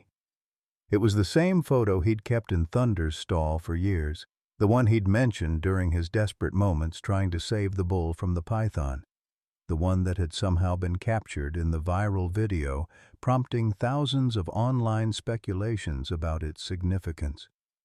How did you know? He asked, his voice rough. I saw the video like everyone else, Melanie replied. You mentioned a photo when you were... She trailed off, unable to articulate the moment when he'd believed Thunder was dying. I recognized which one it must be.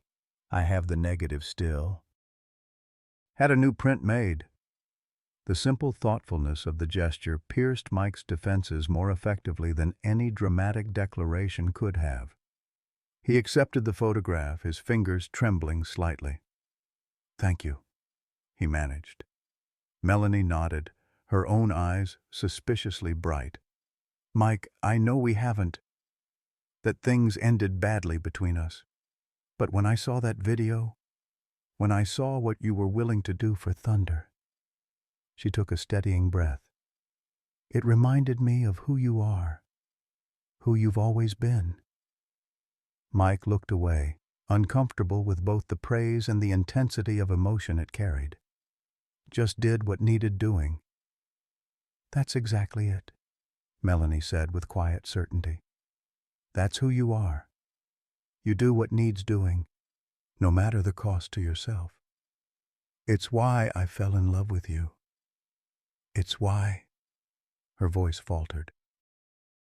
It's why Lily adored you. The mention of their daughter's name hung in the air between them, a shared wound that had driven them apart rather than bound them together. In the aftermath of Lily's death, grief had twisted into blame, blame into resentment, resentment into silence. The love that had sustained them for 26 years had proven insufficient against the tidal wave of loss. I've wanted to call, Melanie continued when Mike remained silent, so many times over the years, to tell you I'm sorry for how it ended, for the things I said. Mike remembered those final, terrible arguments all too clearly. The accusations flung like weapons, that he hadn't been there enough during Lily's life, that his military career had made him emotionally unavailable, that he didn't know how to grieve properly. And his own recriminations, that Melanie had let Lily take the car that night despite the storm warnings, that she'd enabled their daughter's rebellious relationship with the boy who'd been driving, that she was using grief as an excuse to end a marriage that had been failing for years. All of it hurt, none of it true, or perhaps all of it partially true, in the way that pain distorts perception and turns love inside out. "It wasn't your fault," Mike said finally, the words coming with difficulty after years of silence. "None of it. I shouldn't have said what I did." Melanie's eyes filled with tears. "I shouldn't have either. Grief makes monsters of us all, doesn't it?" The simple truth of the observation resonated deeply. Mike nodded, unable to articulate how grief had indeed transformed him, not just with Melanie, but in all aspects of his life. How it had isolated him, driven him to this remote property with only animals for company, narrowed his world to the bare minimum required for survival. Until thunder. Until a bull with intelligent eyes and uncanny perception had slowly, persistently drawn him back toward life. "I heard about the foreclosure," Melanie said, changing the subject with evident effort. "And now all this with Samuel Baker. The traps, the python. It's like something out of a thriller novel." Mike managed a wry smile. "Not how I would have chosen to handle my financial problems." "No, but it seems to be working," Melanie observed. "The bank called me too, asking about our divorce settlement, whether there were any claims I might have on the property." This was news to Mike. "What did you tell them?" "That the property was yours, free and clear, as per our agreement. And that if they continued harassing you, I'd be happy to give interviews about their predatory lending practices to every major network currently camped outside your driveway." The fierceness in her tone, so reminiscent of the woman who had once stood toe-to-toe with a commanding officer who'd denied Mike emergency leave, startled a genuine laugh from him. "I bet they loved that." "They were very apologetic," Melanie confirmed with grim satisfaction, "practically falling over themselves to assure me they were working to rectify the situation." For the first time, Mike felt a glimmer of what they had once been to each other. Allies against the world, a united front.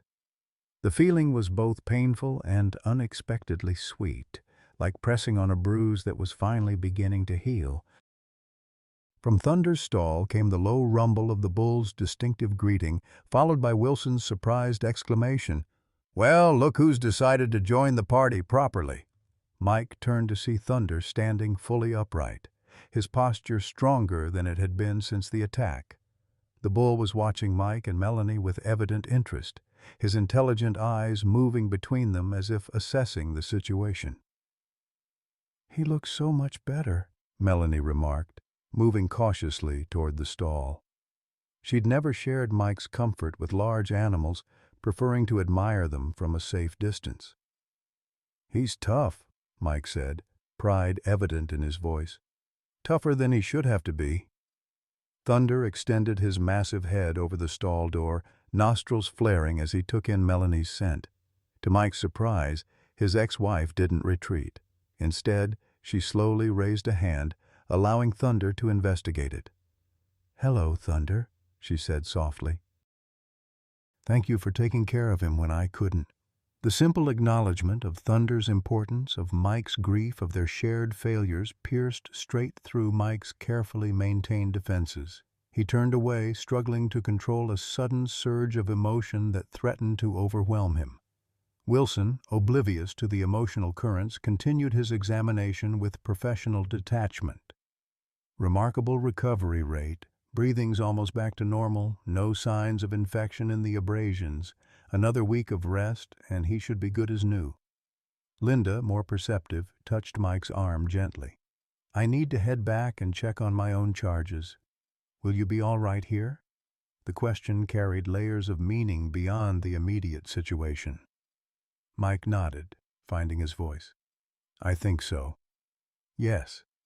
As Linda departed with a knowing smile, Melanie stepped back from Thunder's stall, her expression thoughtful. He really is extraordinary. I can see why. She trailed off, but Mike understood what she was trying to say. Why you chose him over me. Why you retreated here after everything fell apart. Why this bull means more to you than anything else in your life. It wasn't a choice, Mike said quietly. After you left, after everything, he was just there, present, demanding nothing except basic care. Offering. He struggled to articulate what Thunder had given him. Continuity, I guess. A reason to get up each morning. Melanie nodded, her eyes soft with understanding rather than the resentment he might have expected. I'm glad that you had him, that you weren't completely alone. Wilson finished his examination and packed up his medical bag. Daily antibiotics for another 3 days, then we'll reassess. Otherwise, continue as you have been. He's responding well to your care. Thanks, Doc, Mike said, genuinely grateful. The veterinarian nodded, his usual gruffness tempered with something almost like respect. You did good work out there, Sullivan. Not many would have attempted what you did, let alone succeeded. Coming from Wilson, with his typically grudging acknowledgement of Mike's animal handling abilities, the praise was significant. Mike accepted it with a nod, uncomfortable as always with recognition. As Wilson departed, leaving Mike and Melanie alone again with Thunder, an awkward silence descended. There was too much to say, and perhaps no point in saying any of it. The past was immutable, the present uncertain, the future unwritten. I should go, Melanie said finally. I just wanted to bring the photo, and to see for myself that you were okay. Mike nodded, walking her toward the barn door. As they stepped outside, the full circus that his property had become was visible. News vans still parked at the perimeter, wildlife officers conducting their methodical search of the boundaries, curious onlookers occasionally slowing as they drove past. It's quite something, Melanie observed, taking in the scene. You've become a reluctant celebrity. Mike grimaced. Not by choice. Few things in life are, she replied with a sad smile. But sometimes the unexpected turns out to be exactly what we needed. As she turned to leave, Mike found himself caught in a moment of déjà vu, watching Melanie walk away, feeling as though something vital was leaving with her. Not love, perhaps, not anymore, but connection, history, a shared understanding of who he had been before grief remade him. Melanie, he called, the impulse surprising even himself. She turned, eyebrows raised in question. Would you like to meet him properly? Thunder, I mean. When he's feeling better. The invitation was awkward, imperfect, but it was the best he could manage. An olive branch extended across the chasm of 5 years' silence. Melanie's smile was tentative but genuine. I'd like that. Very much. As she drove away, Mike stood for a long moment in the Texas sunshine, feeling strangely lightened. Nothing had been resolved. Not really. The past remained unchanged. But perhaps there was a way forward that didn't require forgetting or forgiving so much as acknowledging the pain, the loss, the ways they had both failed and been failed. He returned to the barn, where Thunder waited at the stall door, watching him with those knowing eyes. Mike approached, placing his hand on the bull's broad forehead in their customary greeting. Well, that was unexpected, he murmured. What do you think, big guy? Am I crazy to open that door again? Thunder huffed softly, leaning into Mike's touch. The gesture carried no answers, but something else equally valuable: presence, acceptance, the simple comfort of connection without judgment. For now, that was enough. Tomorrow would bring its own challenges, The ongoing investigation, the bank negotiations, the unwanted attention. But for this moment, in the quiet sanctuary of the barn with Thunder's solid warmth beneath his hand, Mike Sullivan allowed himself to believe that perhaps the worst was behind them, that healing, however slow and imperfect, was possible for both of them. The sky above Whispering Pines had shifted from stormy gray to a brilliant blue over the course of a week, mirroring the cautious optimism that had begun to take root in Mike's heart. Thunder's recovery had progressed steadily under Wilson's careful supervision and Mike's constant attention. The python's marks were still visible on the bull's hide, but his breathing had returned to normal. His appetite had improved, and most importantly, the alert intelligence had returned to his dark eyes. On this particular morning, Mike found himself in the unfamiliar position of preparing for visitors, not the unwelcome media that still occasionally appeared at the property boundary, but Melanie. She had called the previous evening, asking if her offer to bring lunch was still welcome. The conversation had been brief but surprisingly comfortable, lacking the awkward tension that had characterized their initial reunion.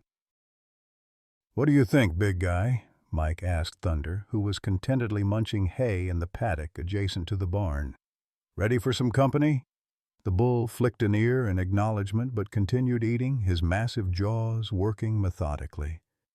Mike smiled, running a hand along Thunder's flank as he passed. The simple pleasure of seeing the bull engaged in such ordinary behavior after their harrowing ordeal still hadn't lost its novelty. Inside the house, Mike found himself engaging in the unfamiliar ritual of tidying up.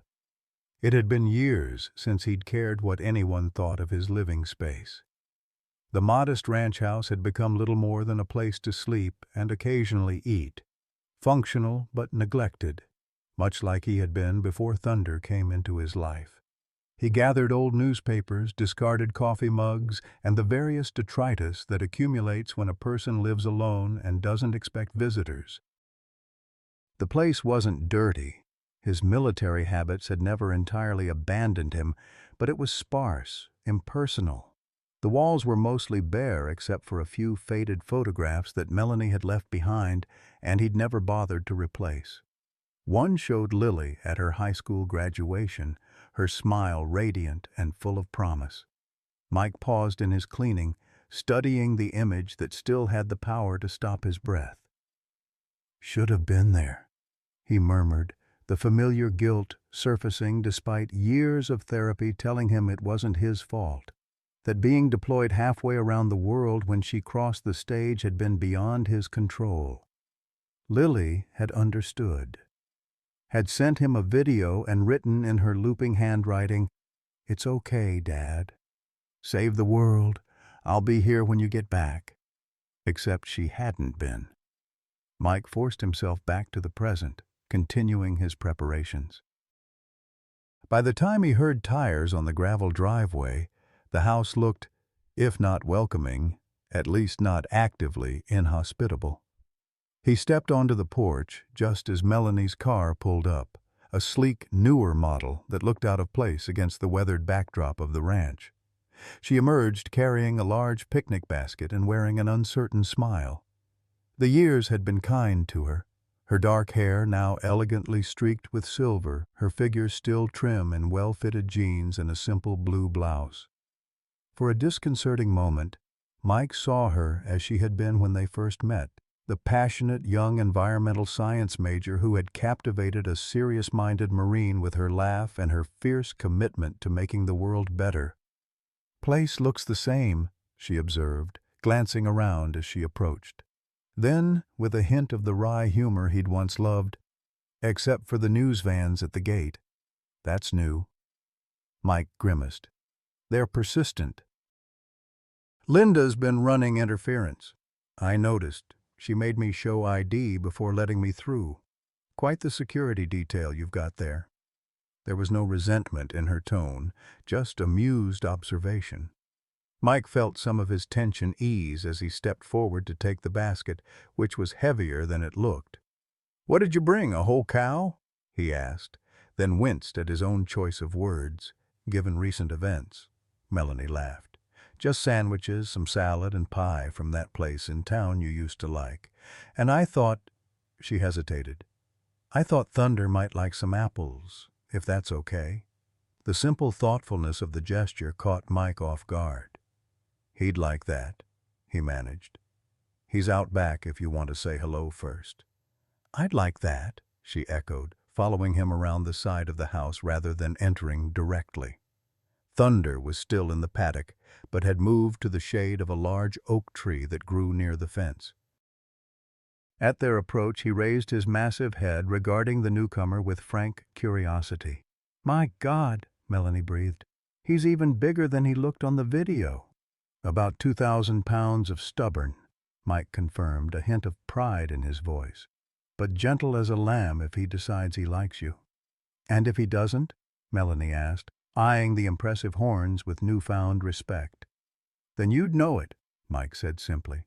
But he's got good judgment, always has. He reached into the basket and extracted one of the apples Melanie had brought, offering it to Thunder on a flat palm. The bull approached with his characteristic dignity, delicately taking the fruit with surprising precision for such a massive creature. He's beautiful, Melanie said softly, watching the interaction. I can see why you... She trailed off, but Mike understood what she meant. Why you chose him over trying to save our marriage. Why you retreated into this life instead of facing the wreckage of our family. It wasn't a choice, Mike said, echoing his thoughts from earlier. After everything, he was just there, needing care but asking nothing else. It was simpler than... He gestured vaguely, encompassing the complicated human world beyond the sanctuary's boundaries. Melanie nodded, a fleeting sadness crossing her features before she composed herself. May I? She asked, holding out her hand for an apple. Mike passed her one, and she tentatively extended it toward Thunder. The bull regarded her for a long moment, his dark eyes assessing, before gently accepting the offering. Melanie's face lit with a genuine smile that momentarily transformed her back into the young woman Mike had fallen in love with decades ago. Well, I passed the test, she said with evident satisfaction.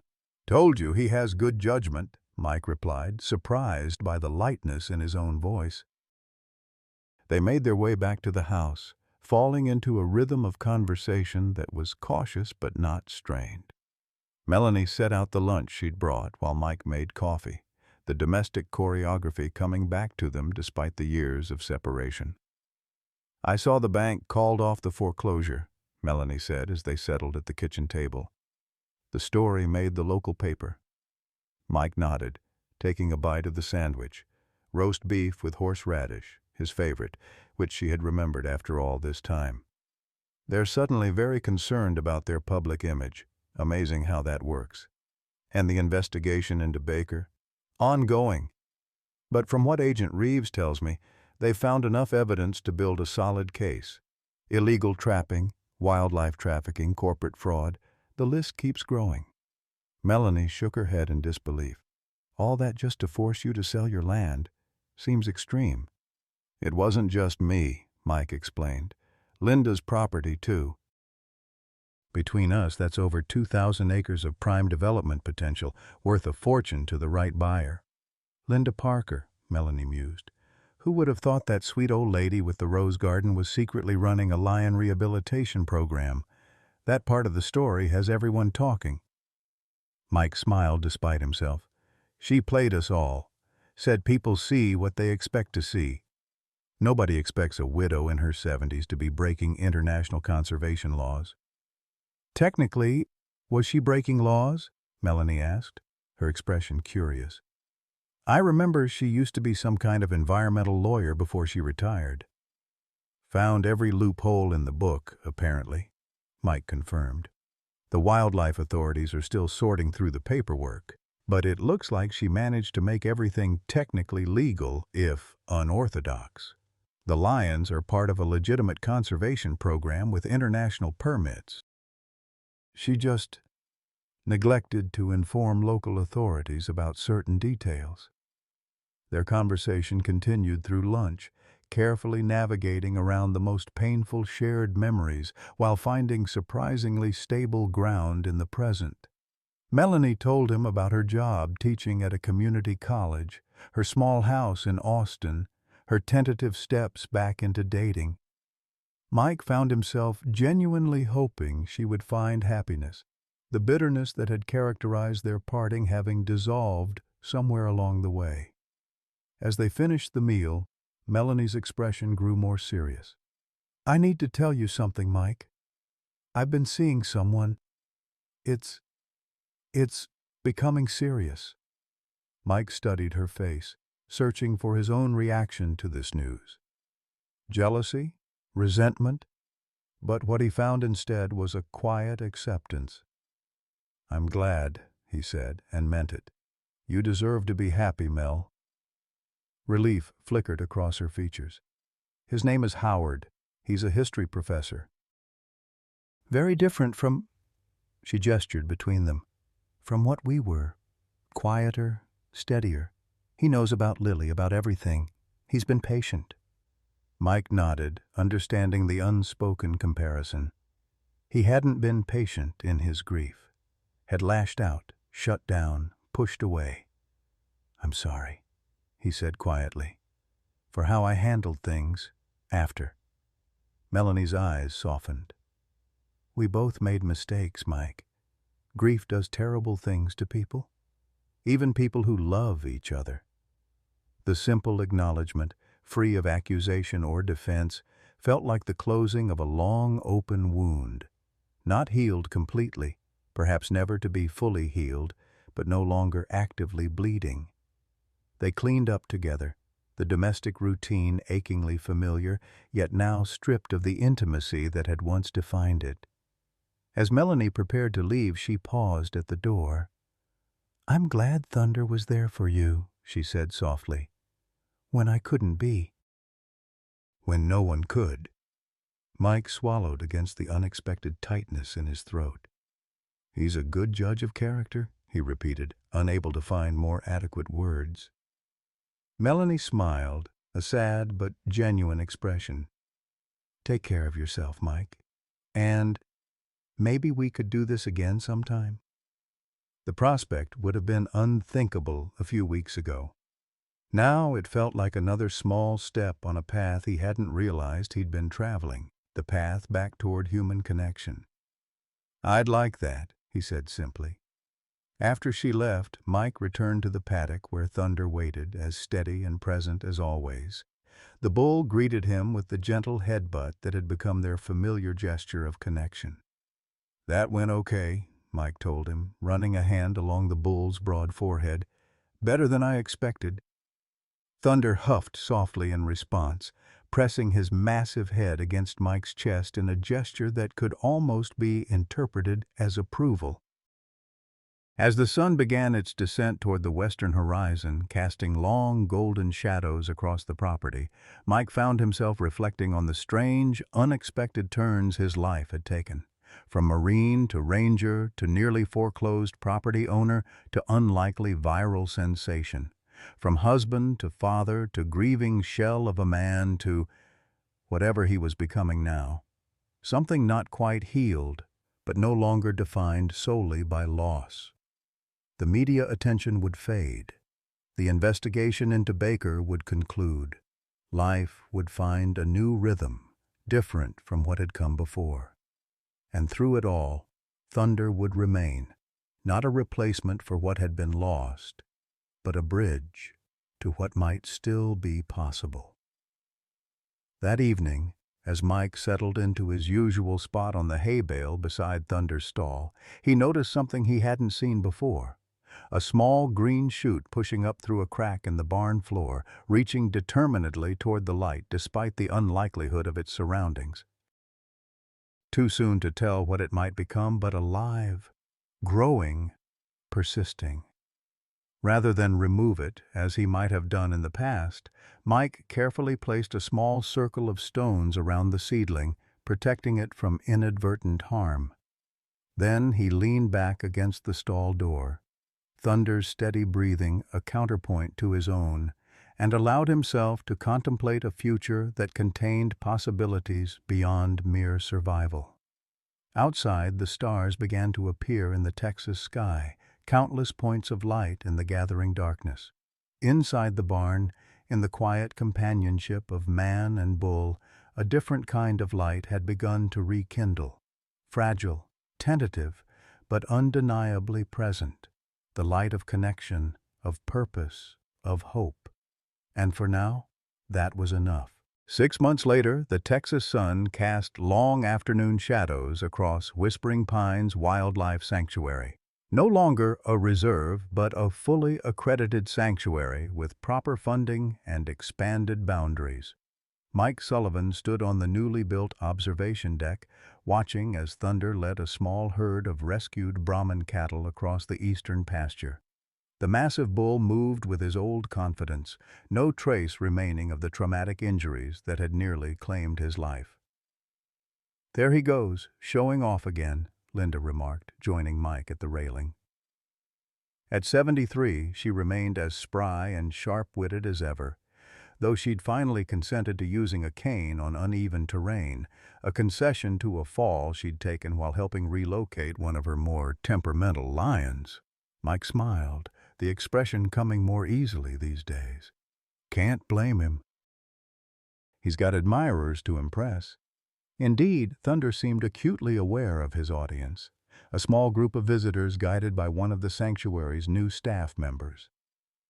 Twice a week, Whispering Pines opened for limited educational tours, part of the new operational model that had transformed Mike's struggling property into a sustainable conservation enterprise. "The school group is arriving at 10 tomorrow," Linda reminded him. "You're still doing the talk about rescue and rehabilitation, right?" Mike nodded, suppressing the familiar flutter of anxiety that accompanied public speaking. 6 months ago, he would have flatly refused such a role. Now he recognized it as necessary, not just for the sanctuary's mission, but for his own continuing journey back toward connection with the wider world. "Got my notes all ready," he assured her. "Thunder's going to demonstrate proper hay bale moving techniques." Linda chuckled. "The children do love that." Almost as much as they loved the story. The story. It had taken on a life of its own in the months following the dramatic rescue. The video footage, showing an aging ex-Marine battling a massive python to save a bull, all while lions watched from the periphery, had catapulted both Mike and Thunder to an unexpected and unwanted fame. For weeks, media requests had poured in. Most declined politely but firmly by Linda, who had appointed herself Mike's de facto publicist. But then had come the children's letters, hundreds of them, from school children across the country, expressing concern for Thunder, admiration for Mike, and fascinating questions about pythons, bulls, and lions. Those letters, with their unfiltered curiosity and compassion, had been harder to ignore. "Mr. Sullivan," one 8-year-old had written in careful, oversized print, "My grandpa says you're a hero because you saved your friend, even though you were scared. I think Thunder is lucky. My dog ran away last year and nobody could save him. Do you think Thunder knows you saved him?" That letter, more than any media appeal, had broken through Mike's resistance. He'd sat down that evening and responded personally, explaining that yes, he believed Thunder understood what had happened, and that he was sorry about the boy's dog, and that sometimes the bravest thing we can do is care deeply about something, even knowing we might lose it. One letter had led to another, then to a video call with a classroom in Michigan, then to the first tentative steps toward what would eventually become the sanctuary's educational program.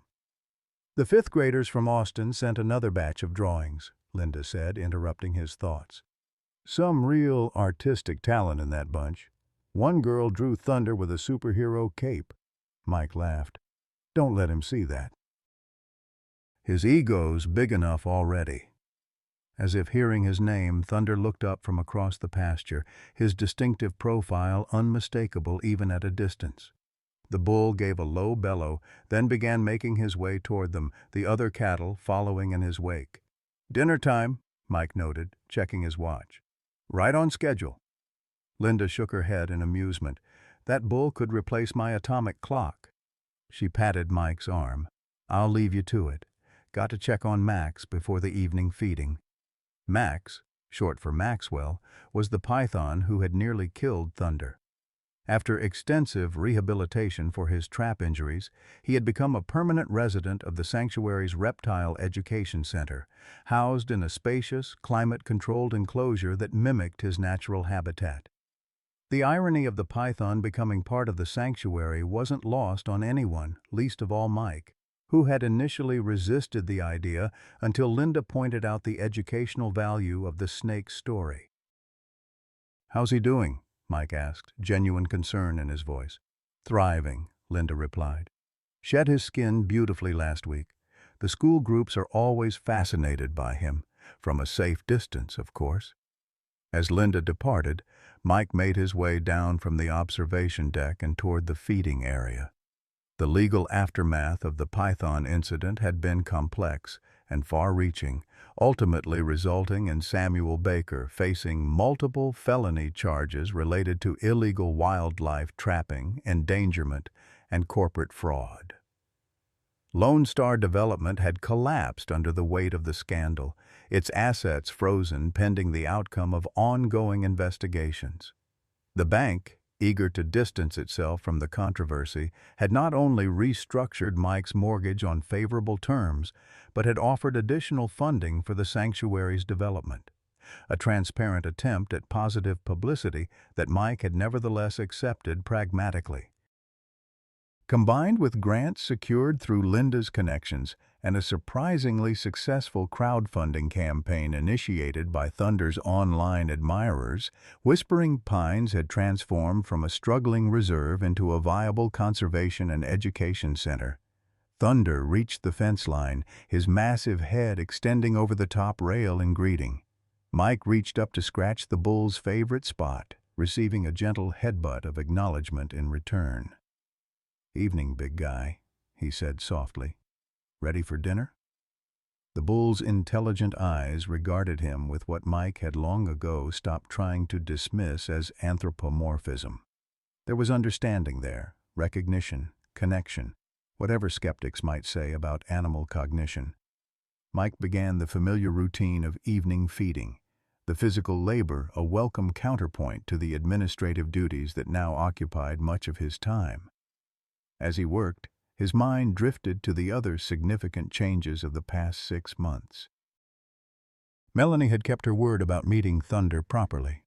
That first visit had been awkward, weighted with history and unspoken regrets. But something about Thunder's undemanding presence had eased the tension, allowing them to find neutral ground in their shared concern for his recovery. One visit had led to another, then to occasional shared meals, then to cautious conversations that gradually expanded beyond Thunder's health to touch on their own wounded past. They weren't rebuilding what had been lost. That life, that marriage, belonged to different people than they were now. But they were creating something new, a friendship tempered by shared grief, strengthened by mutual forgiveness, unencumbered by romantic expectations. Last month, Melanie had brought her new partner to the sanctuary, Howard, a kind-eyed history professor with a dry wit and gentle manner. Mike had surprised himself by feeling no jealousy, only genuine hope that she had found companionship after so much loss. Howard, for his part, had shown neither threat nor territoriality, instead engaging Mike in a thoughtful conversation about Thunder's evident intelligence and the ethical implications of human-animal bonds. "He makes her happy," Melanie had said quietly as they watched Howard cautiously offering Thunder an apple. "He understands about Lily, about grief. Doesn't try to fix it or ignore it." "I'm glad," Mike had replied, and meant it. "You deserve that." The memory warmed him as he finished distributing feed to Thunder's herd. Some wounds never fully healed, but they could become bearable, integrated into the landscape of a life rather than defining its boundaries. As the sun dipped lower toward the horizon, casting the sanctuary in golden light, Mike heard the sound of an approaching vehicle. Doctor. Wilson's truck appeared on the access road right on time for his weekly check-in. The veterinarian had become a more frequent presence at Whispering Pines, his initial professional detachment gradually giving way to genuine investment in the sanctuary's mission. Wilson parked and approached, his medical bag in hand, but his demeanor more social than clinical. "Evening, Sullivan. How's our celebrity patient today?" "See for yourself," Mike replied, gesturing to where Thunder was contentedly demolishing his evening meal. Wilson observed the bull with professional satisfaction. "Full recovery. Wouldn't know he'd ever been injured if I hadn't seen it myself. He's too stubborn to let a little thing like a python keep him down," Mike said, pride evident in his voice. The veterinarian snorted. "Wonder where he gets that from." He set his bag down on a nearby bench. "Got your lab results back, all negative for parasites, optimal nutrition levels." "Whatever you're doing, keep it up." "Planning to," Mike assured him. Wilson hesitated, then added with uncharacteristic awkwardness, "That wildlife veterinary course I mentioned, the one at Texas A&M, application deadline's next week." Mike nodded, familiar with the subject. Wilson had been nudging him for months to consider formal training, arguing that Mike's natural aptitude with animals combined with structured education could make him an even more effective sanctuary manager. "I'm still thinking about it," Mike said, which was true. The idea of returning to formal education at 59 was intimidating, but also strangely appealing. A new challenge, a way to better serve the animals in his care. Wilson seemed about to press the point when the sound of another vehicle interrupted them. This one was unfamiliar, a sleek SUV that pulled up beside Wilson's truck. The driver's door opened to reveal a woman in her early 30s, professionally dressed but with an outdoor-ready quality to her movements. "Mr. Sullivan?" she called, approaching with a confident stride. "I'm Jessica Morales from the National Wildlife Federation. We spoke on the phone last week." Mike nodded in recognition, extending his hand. "Miss Morales, welcome to Whispering Pines." "Please call me Jess," she replied, shaking his hand firmly before turning her attention to Thunder. "And this must be the famous Thunder. Even more impressive in person." "He knows it too," Mike said dryly. "Don't feed his ego." Jess laughed, the sound bright in the evening air. "I'll try to restrain myself." She glanced around, taking in the sanctuary with an appraising eye. "This is a remarkable setup you've developed in such a short time." "The Federation is very interested in your integrated approach to rescue, rehabilitation, and education." Mike acknowledged the compliment with a nod. The partnership with the National Wildlife Federation represented another unexpected development, an opportunity to expand Whispering Pines' impact beyond its physical boundaries through collaborative research and advocacy. "Linda's down at the Reptile Center if you'd like to see that part of the operation," he offered. "She can tell you more about our educational curriculum, too." "I'd appreciate that," Jess replied. "But first, I was hoping to hear more about your personal journey with Thunder. The video showed the rescue, but there's clearly a deeper story there." Mike's instinctive wariness of personal questions must have shown on his face because Jess quickly added, "Only what you're comfortable sharing, of course. It's just that authentic human-animal connections like yours are powerful tools for conservation advocacy. People protect what they care about, and stories like yours help them care." Wilson, sensing Mike's discomfort, interjected smoothly, "I need to check the new arrivals anyway. Sullivan, I'll catch up with you later." As the veterinarian departed, Mike turned back to Thunder, who had finished his meal and was watching the newcomer with mild interest. The bull's steady presence, as always, helped center him. "It's not an easy story to tell," Mike said finally. Not all of it. Jess nodded, understanding in her eyes. The best ones rarely are. Mike considered her words, then made a decision. Come on, let's walk while we talk. Thunder could use the exercise after dinner. He opened the gate, allowing Thunder to join them on the path that wound through the heart of the sanctuary. The bull fell into step beside them, his massive presence drawing Jess's admiring glance. He's so at ease with you, she observed. Most Brahmin bulls I've encountered were more territorial. We understand each other, Mike said simply. Then, taking a deep breath, he began the story he had told in fragments to various audiences over the past months, but rarely in its entirety. It started 5 years ago, after I lost my daughter. Thunder was supposed to be just another rescue, temporary. But sometimes life has other plans. As they walked the paths of whispering pines in the golden Texas twilight, Mike shared the journey that had brought him and Thunder to this moment.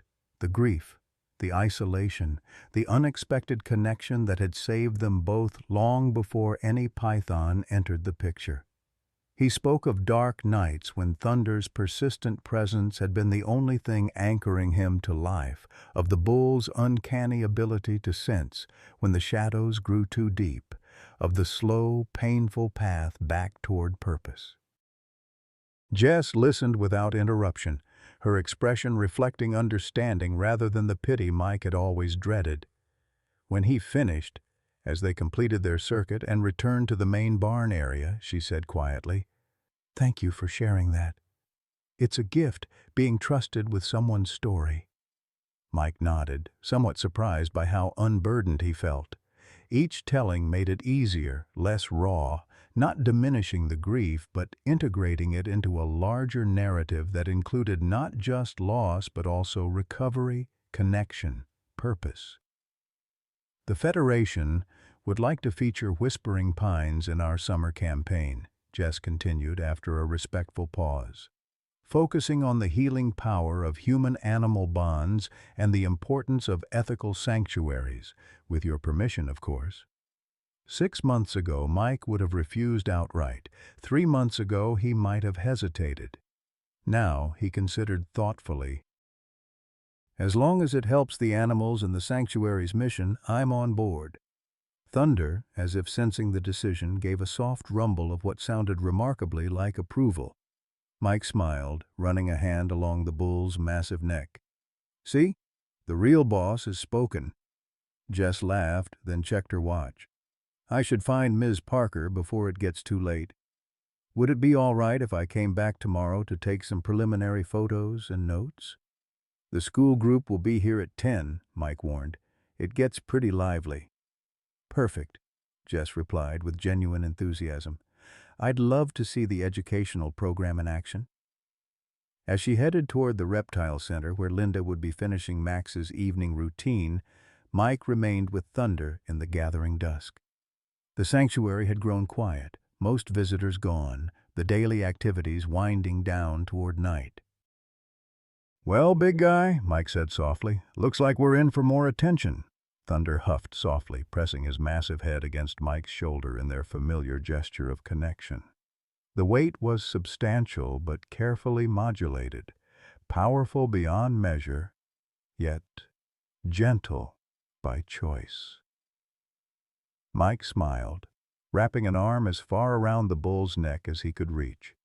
5 years ago, newly divorced and hollowed by grief, he'd come to this property seeking isolation, a place to quietly give up.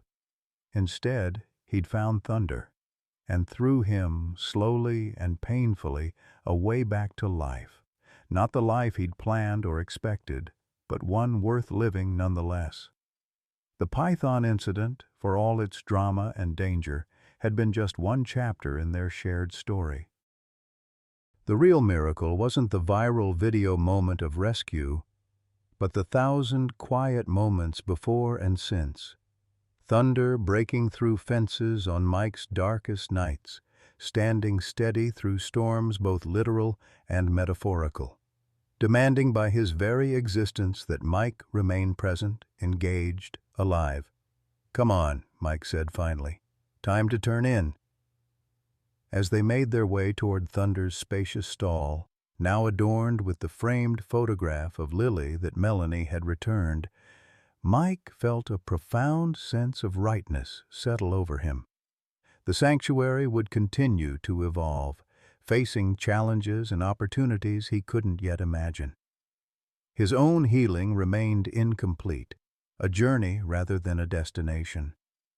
But here, in this moment, with Thunder's solid warmth beside him and the Texas stars beginning to emerge overhead, Mike Sullivan knew with bone-deep certainty that he was exactly where he needed to be. Not alone, not anymore. Connected to Thunder, to Linda, to the sanctuary's mission, even cautiously to Melanie and the wider world. And that connection, more than any viral fame or dramatic rescue, was the true gift Thunder had given him. A second chance at a life worth living. A reason to continue, one day at a time, moving forward together. Life's second chapters often arrive in unexpected packages. For Mike Sullivan, it came in the form of Thunder, a Brahman bull who refused to let grief be the final word. After losing his daughter and marriage, Mike retreated from the world, but Thunder's persistent presence became his anchor through the darkest nights. When a giant python threatened Thunder's life, Mike found courage he thought was long gone. The viral rescue video changed everything, transforming his struggling property into a sanctuary and opening doors to new connections, including a healing relationship with his ex-wife. At 59, Mike discovered that starting over isn't about erasing the past, but integrating it into a life still worth living. His story reminds us that it's never too late to find purpose, that healing comes through connection, and that sometimes the most profound relationships cross species boundaries. The most meaningful rescues happen daily in small, quiet moments when we choose to remain present for each other. Have you ever found unexpected healing through a connection with an animal? What second chances are you grateful for in your own life? Please share your stories in the comments. Your journey might be exactly what someone else needs to hear today.